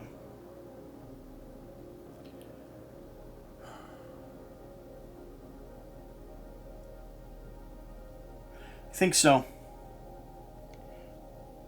One of his places is going to get destroyed either way. I think we do our very best to protect this one. So I did my command action. This command action is actually going to pull... Could I get my slaver into that spot? I could do a command action here to pull this way. A second command to pull in. And then a third command to move over. And I have her card. Okay, free command is going to pull over. Second command that I just did is going to pull in. It's 5 total units there. Pause with them. We're coming over here. Do I split? Potentially be able to guard both of them? Or do I make sure I can guard one of them?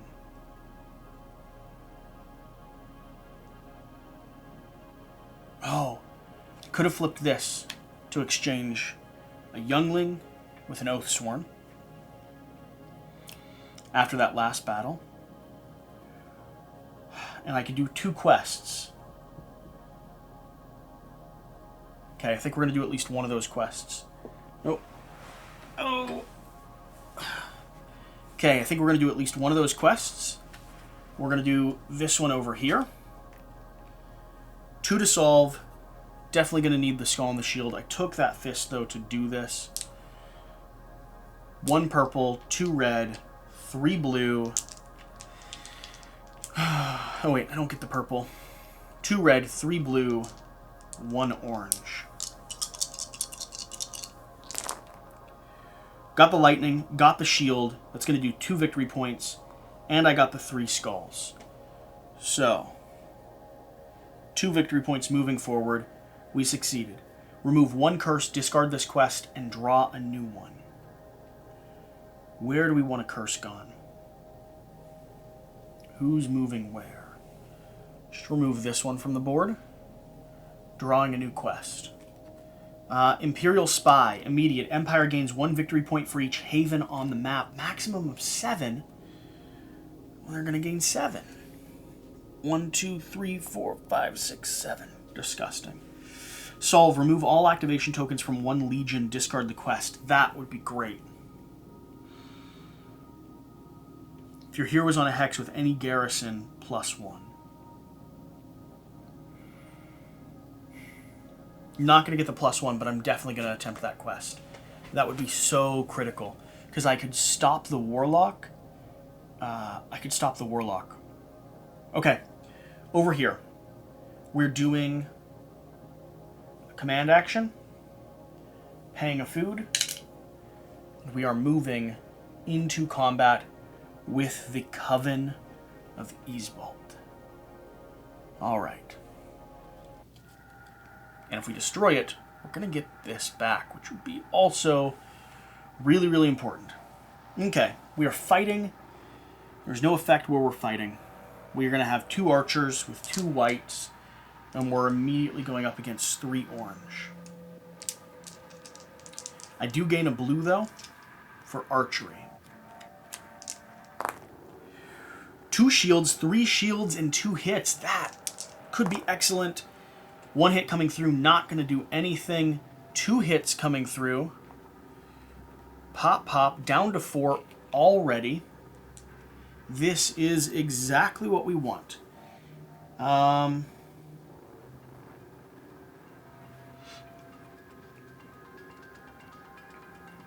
I have berserkers here? I don't have any berserkers. My 1 berserker's down there. Okay, so here's what we're going to do. Let's roll their die first. They're going to be doing a purple, 3 blue, and a white.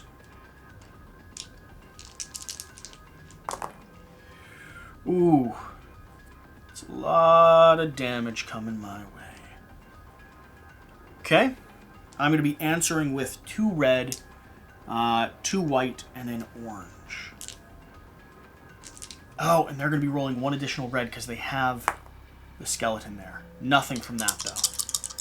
And my first hit would have popped. So they wouldn't have actually rolled that additional red, but my first hit would have popped the skeleton, would have given me a victory point, and now we're going head-to-head against them.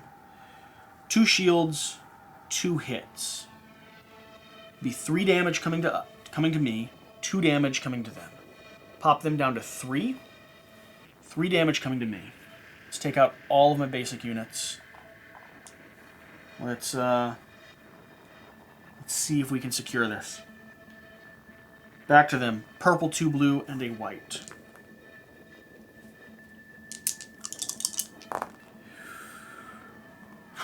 Three shields, a hit, 2 lightning bolts. Flip all feats and other items without using any of them. All your feats and other items without using any of them once per combat. Alright. Not the worst, though. 3 shields is actually going to be really bad, though. I don't know if I'm going to be able to punch through that. 2 reds. Hit and a lightning bolt. You may place your cheapest unit from the graveyard on any explored hex. Oh yeah, you're supposed to go here. On any explored hex without enemy units. Okay. So I could summon. Cheapest would be Berserker here. We'll pop him right there. Another layer of defense. Rolling again. 1 hit bounces off the shield. 1 hit does come through to me, though. Slaver's gone. Purple, 2 blue, and a white. Your caddy corner. 2 shields, 2 hits, and a lightning bolt. 1 red coming through. Nothing.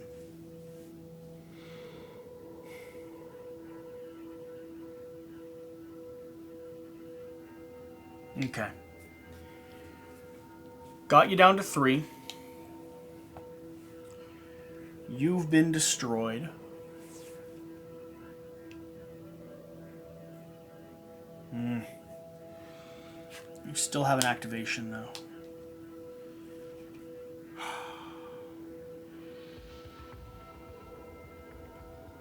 I can't get anyone else into you.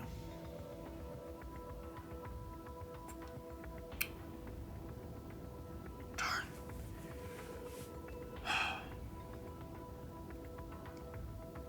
This is going to be big. If I was able to destroy him, that was going to be really big. Alright, 1 activation left here, 1 activation left here. I think we're going to try another quest. We're going to try this one here. Remove all activation tokens from... Oh, yeah, and this is still right there. Because I'm not able to... Although he's weaker now. Maybe if I did an activation just to protect that base instead of trying this quest.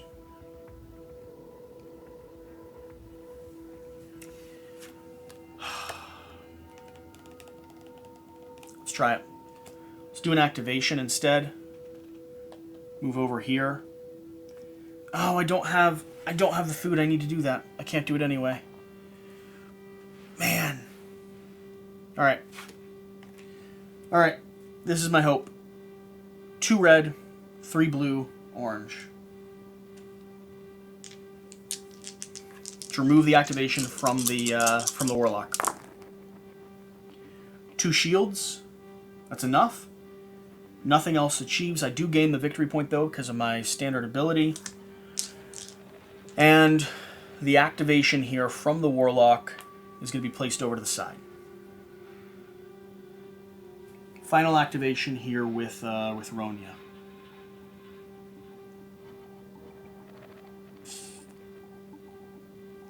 They're going to fight. This is going to be defended.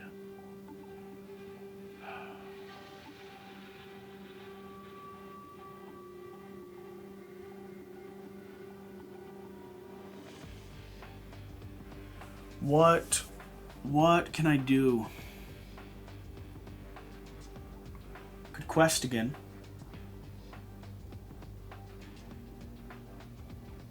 Remove a curse. I pay 5 resources for it though. There's no other benefit. Seems really expensive. Could shop. I don't have what I need. I don't have salt.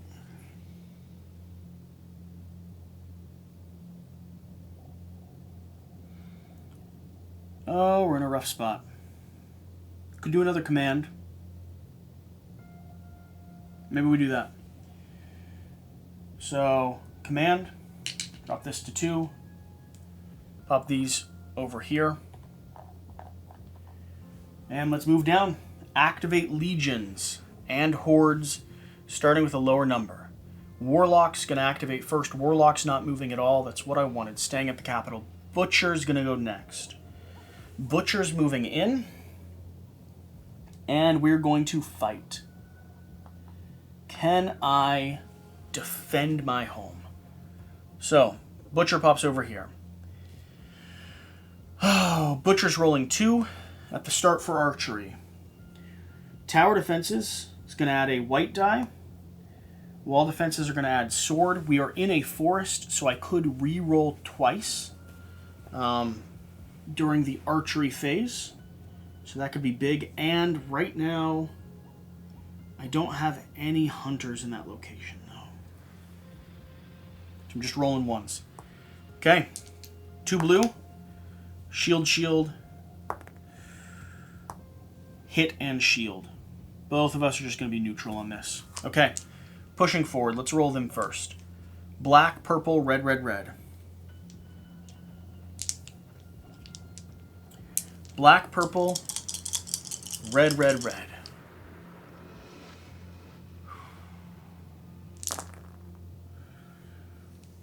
Oh, 1, 2, 3, 4, 5 hits. And remove a haven here once per combat. That haven's gone.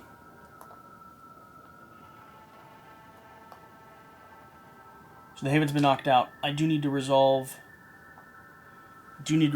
this fight though first. So my response here is going to be black, blue, blue, red, red, white, blue. Black, blue, blue, red, red, white, blue. Can I answer him? Lightning bolts, a lot of hits, no shields, which is gonna be really bad. Lightning bolts. Could re-roll. I could place my cheapest unit after damage, before damage. So let's do a re-roll of...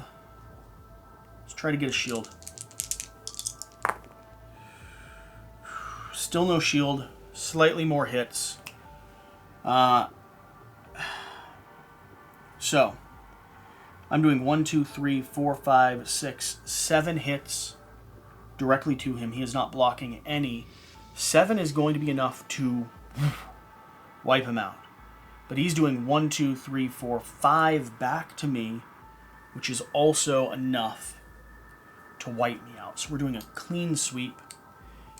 And his ability was able to take out my haven because he rolled that lightning bolt.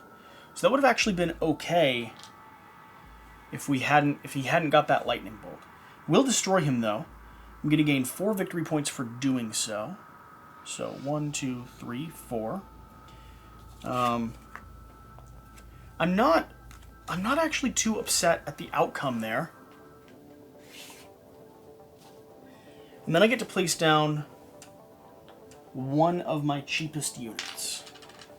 So, cheapest unit here is going to be my youngling. You know, I'm not upset at that. Because I did take down the butcher. Like, a complete wipe isn't good. I would have rather had my haven stay. But we might be able to hold on to this. Maybe. Maybe. Alright. Next resolve is going to be the Imperial Guard. Imperial Guard is going to be moving into the Bloodworm, and they are going to fight each other because the Imperial Guard is trying to get to this location here. Let's see what's happening. Let's see if we can have them destroy each other a little bit. Bloodworm. Okay. I kind of want the Bloodworm to win this one. Honestly. Yeah. Okay. Okay. Well, yeah, I want the Bloodworm to win, because the Imperial Guard's going to take the Bloodworm with him if he wins. So, archery phase. 3 red for the Bloodworm, a white and a blue, and 2 blue. And we're not on Badlands. We're not on anything at the moment. So, Bloodworm, no hits, alright. Imperial Guard, 2 hits and a shield. Bloodworm going down 2. Then, Imperial Guard, 3 purple, blue, and red. 3 purple, 2 blue, and a red. And the Bloodworm is going to be rolling 5 red. 1, 2, 3, 4. Okay, Imperial Guard first. Has 2 lightning bolts, 2 shield per round. Okay, so 2 additional shield, 3 hits. So 4 shield, 3 hits. Ooh. Place 1 curse on this hex after damage. So you will be placing down a curse. 1, 2, 3, 4, 5. It's going to be 1 hit going through because he has 4 shield. And he's going to be having 1, 2, 3 hits going through. So popping down to 2. Oh, the Imperial Guard looks like he might take it. Okay, let's keep going. Bloodworm's rolling 2 red this time. Just a single hit. Imperial Guard is rolling 2 purple, 3 blue, and a red. Yep, that's going to do it. That's going to do it. Bloodworm is destroyed. Bloodworm gets popped over here, which is going to score the Imperial Guard some victory points. That's going to stay right there where it is. Oh, all right. That was the one activation for the Imperial Guard, though. Bloodworm is out of here. At least my haven is protected for the moment. Okay, from there, the Coven of Yasat and the Counter of Omens. First, the Counter of Omens is going to activate. Counter of Omens is going to place down this. Oh, and the Imperial Guard would have placed down one there. Counter of Omens, and I think I missed them scoring one for not being able to place when he moved in. You're going to move in. You'd like to go after a haven. Why don't I have you? Let's have you fight the guard as well. Let's just have all of the chaos we can do, because you can't reach a haven, so you would move into a location where you could fight. All right. If destroyed, place 2 skeletons here and gain 2 victory points. So starting with the Imperial Guard, blue and 2 white. 2 shields, pretty good. 4 white coming in for the counter. 2 hits, 2 shields, even trade. For the Imperial Guard, 2 purple, 3 blue, and a red. Ton of hits and some shield. And then we're going to do 3 purple, a blue, and an orange. Not quite as many hits. Going to be able to spawn some skeletons. Okay, let's do the math here. So, 1, 2, 3, 4, 5. 5 hits coming across, dropping you down to 1. Oh, 6 hits coming across, destroying the counter. The counter has 3 hits coming across. You have 2 shields. You're dropping down to 5. The Imperial Guard is disgusting. Destroyed. Place 2 skeletons here and gain 2. So 2 skeletons are popping out, which are also going to go up against. Which are also going to go up against the Imperial Guard right away. Cool. Chaos is gone. And Imperial Guard facing off against 2 skeletons. Skeletons are not going to have any range. So blue, white, white. 1 hit, 1 defense. 1 skeleton's popped off. Red die. 1 hit coming from the skeletons. Imperial Guard is going to smite them into non-existence. 2 oranges. 3 hits and enough shields to not even bother with it. Okay. Technically, those would go up into that thing, but he already has them there, so he's going to score that no matter what. All right. Last person that needs to act is going to be the Coven of Yasat. You're moving in. You're taking this out. So not good for blue, but you are the farthest up. So let's see if we can maintain lead when it comes to victory points. Okay, shifting down. Resources based on total havens. Still get 3 over here. Over here, 3 plunder, 1 food. 3 plunder, 1 food. Then from the places we own. So 3 plunder, 3 food. So another 3. Okay. Places I still own with him, only 1. Additional 2 salt coming in. Rough. Rough. Okay. Scoring victory points. I gain 2 additional Boom. He doesn't get any because both of his that were worth victory points were taken out. Okay. Moving down, Empire scores. 1 for the capital. They still own the capital. 1 for each hex with any garrisons. 1, 2, 3, 4, 5, 6. 1 for each legion. There's 2 legions on the board. And 2 for each faction in their graveyard. 1, 2, 3, 4, 41. All of these are coming back off the board. Moving down, Chaos. 1 for each curse. 1, 2, 3, 4, 5, 6, 7. Okay. 1 for each horde. There's currently 1 horde left on the board. And then finally, 2 for each faction in their graveyard. There's going to be 1 set of units in their graveyard. So 2 additional. Now down to us. 2 for each of their havens. So just 2 here. For me, it's still going to be 8. Okay.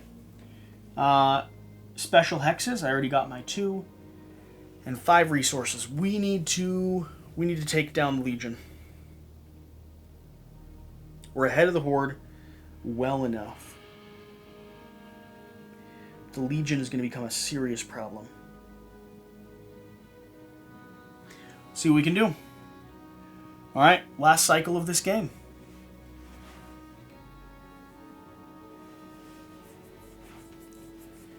Last cycle of this game, all the way back up here to the top. Regaining our action points, flipping our cards back over. We've gotten our resources. You all are going to get all of your activations back. You're going to buff up to 7. You're going up to 7 as well. You're going up to 5. Let's see. Market items going to be discarded. 3 more coming out. The 3 that are out. Whip of Thorns, Clash. Pay 2 food to gain 1 hit or 1 shield.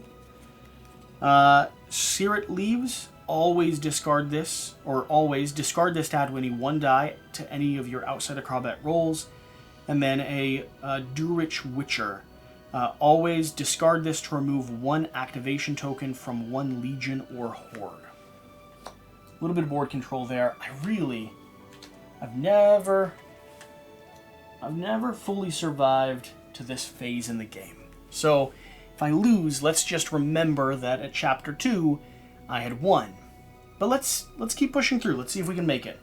I'm not saying we're completely down and out yet. I'm just saying things are looking more and more grim. Oh. Would have had a slight buff there, but we both cleared each other out, so it doesn't matter. All right.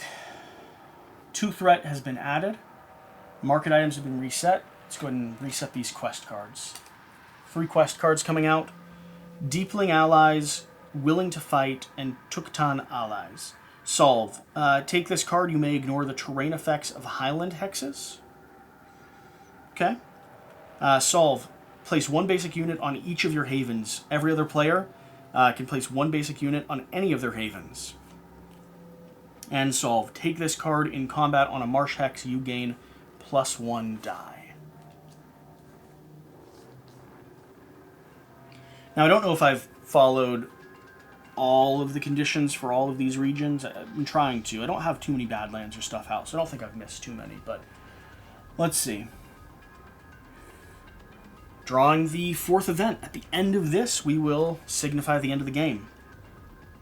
And, of course, we get the Butcher's card, Mass Executions.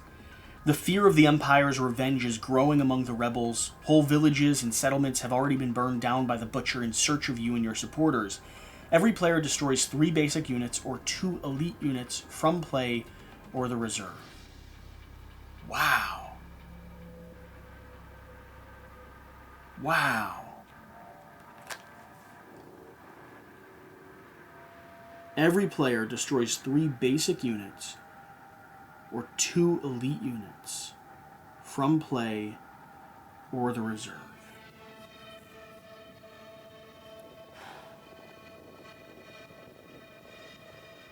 Well, that's unfortunate.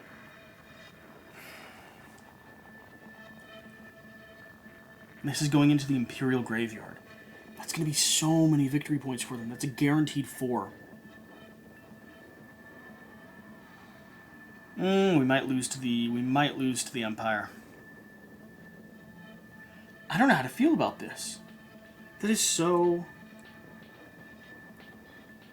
Alright. 2 and 2. Taking you all out. Out of the game. And the capital was poisoned with a climate of betrayal, in which one wrong word was enough to land you in the gallows, with which themselves lined the streets leading to the iron-reinforced gates of the city. For each player, place 1 legion at threat 6 on the capital. For each you cannot, place 1 horde at threat 3 on an empty hex. Place each horde on a different region if possible. Okay. So 2 more legions are coming out. Oh, we have the Assassin and a new Emperor. The Assassin and a new Emperor. They're each going to select their targets. So, Assassin and the new Emperor. The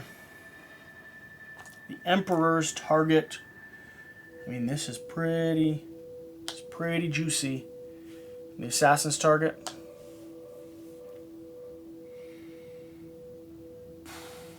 We're in trouble. We're in serious trouble. I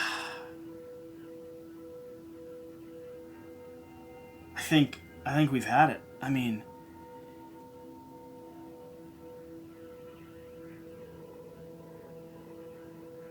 I do not see a way to claw back from, man, this is rough.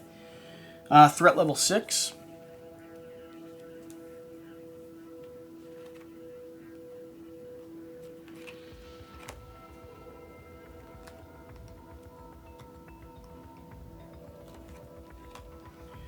Okay, immediate. Place her target, then the player flips their starting feats. Place 1 activation, then that player flips their starting feats. Place 1 activation token on her card.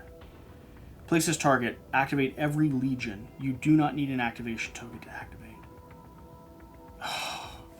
So the Warlock's moving in.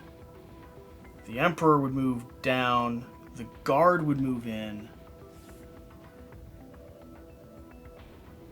Or the Assassin, I suppose, would move down.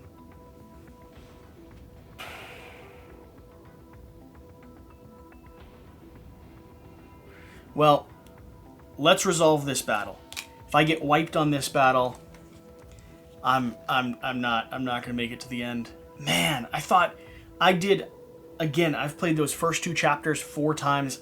I thought I was like positioned really well at the beginning, like doing all right, but. Oof, this has gotten brutal.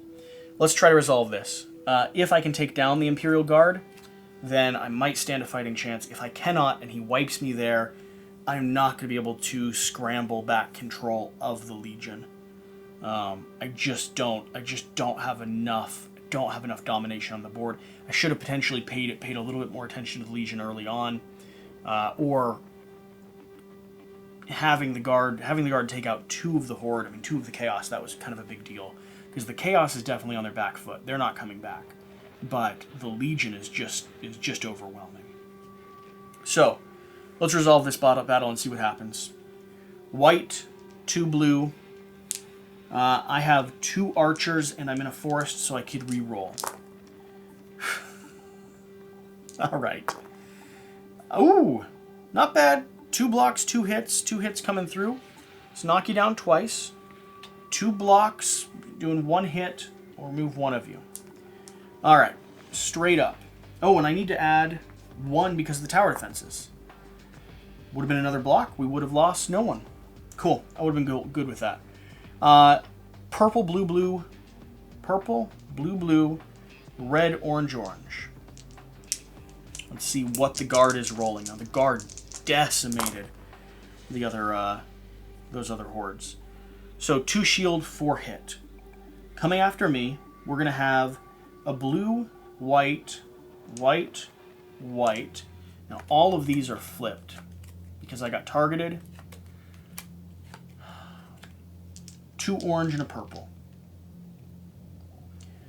2 orange and a purple. 3 shield. Not bad for shield. And 5 hits coming in. So 5 hits pops through 3 damage. 1, 2, 3. And 3 shield blocking for 4 is going to do 1 hit towards me. Let's pop one of you off. Okay. We're actually doing all right. Red and 2 white. Ooh, you're not doing anything to me. 2 shield, 1 hit. And I'm rolling that same collection, more or less. 2 white, a purple, 2 orange, and a blue. 4 hits and a lightning bolt. Could re-roll both of these. Why not? Let's do it. Another hit. We're taking him out. Boom! I destroyed the guard. I did not expect that to happen. If destroyed, remove target, gain 4 points. So 1, 2, 3, 4. Destroy 1 enemy unit or threat here. Take out... Oh, and this would go here, technically. I'll take that out, that. Okay. Warlocks moved, Assassins moved. Emperor has acted then. So, I mean, we're still in a bad spot, honestly. Oh! We're still in a very bad spot. And which one of you needed an activation token. But we're better off than I thought we were. Oh, and each one when they activated, they would have also tried to place down a garrison, which would have been 1, 2, 3 that couldn't have been placed down, so 3 victory points. I still don't see me passing them. Activate. The Legion with the highest initiative, you do not need to activate token to activate. So another activation is going to happen. The Legion with the highest initiative is going to be the new Emperor. So, for his final action, the new Emperor is going to move down and over. This is...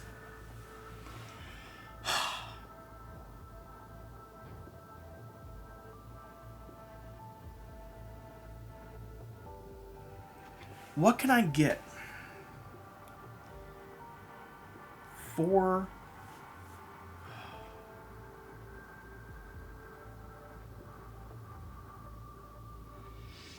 I think with this player, I could compete. I don't see a way.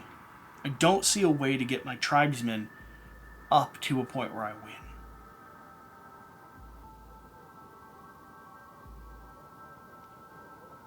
Because I'm on my heels. If I'd been able to take care of the Coven, because at the end of this, that Warlock's going to move in. I need to be able to defend that keep. If I can do that, score 3, 4, 5,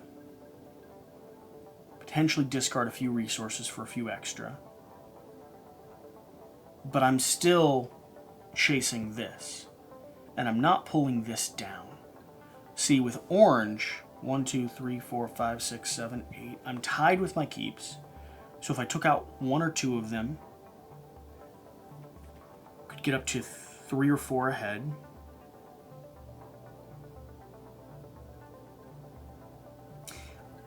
I think I'm calling it here, because I don't see a pathway for me to be able to secure the victory from the Legion's grasp. I think the mistake I made was I confidently got through that second year. I mean, in that second chapter is where I've played to multiple times now. So I feel like I'd secured and stabilized my ground really well there.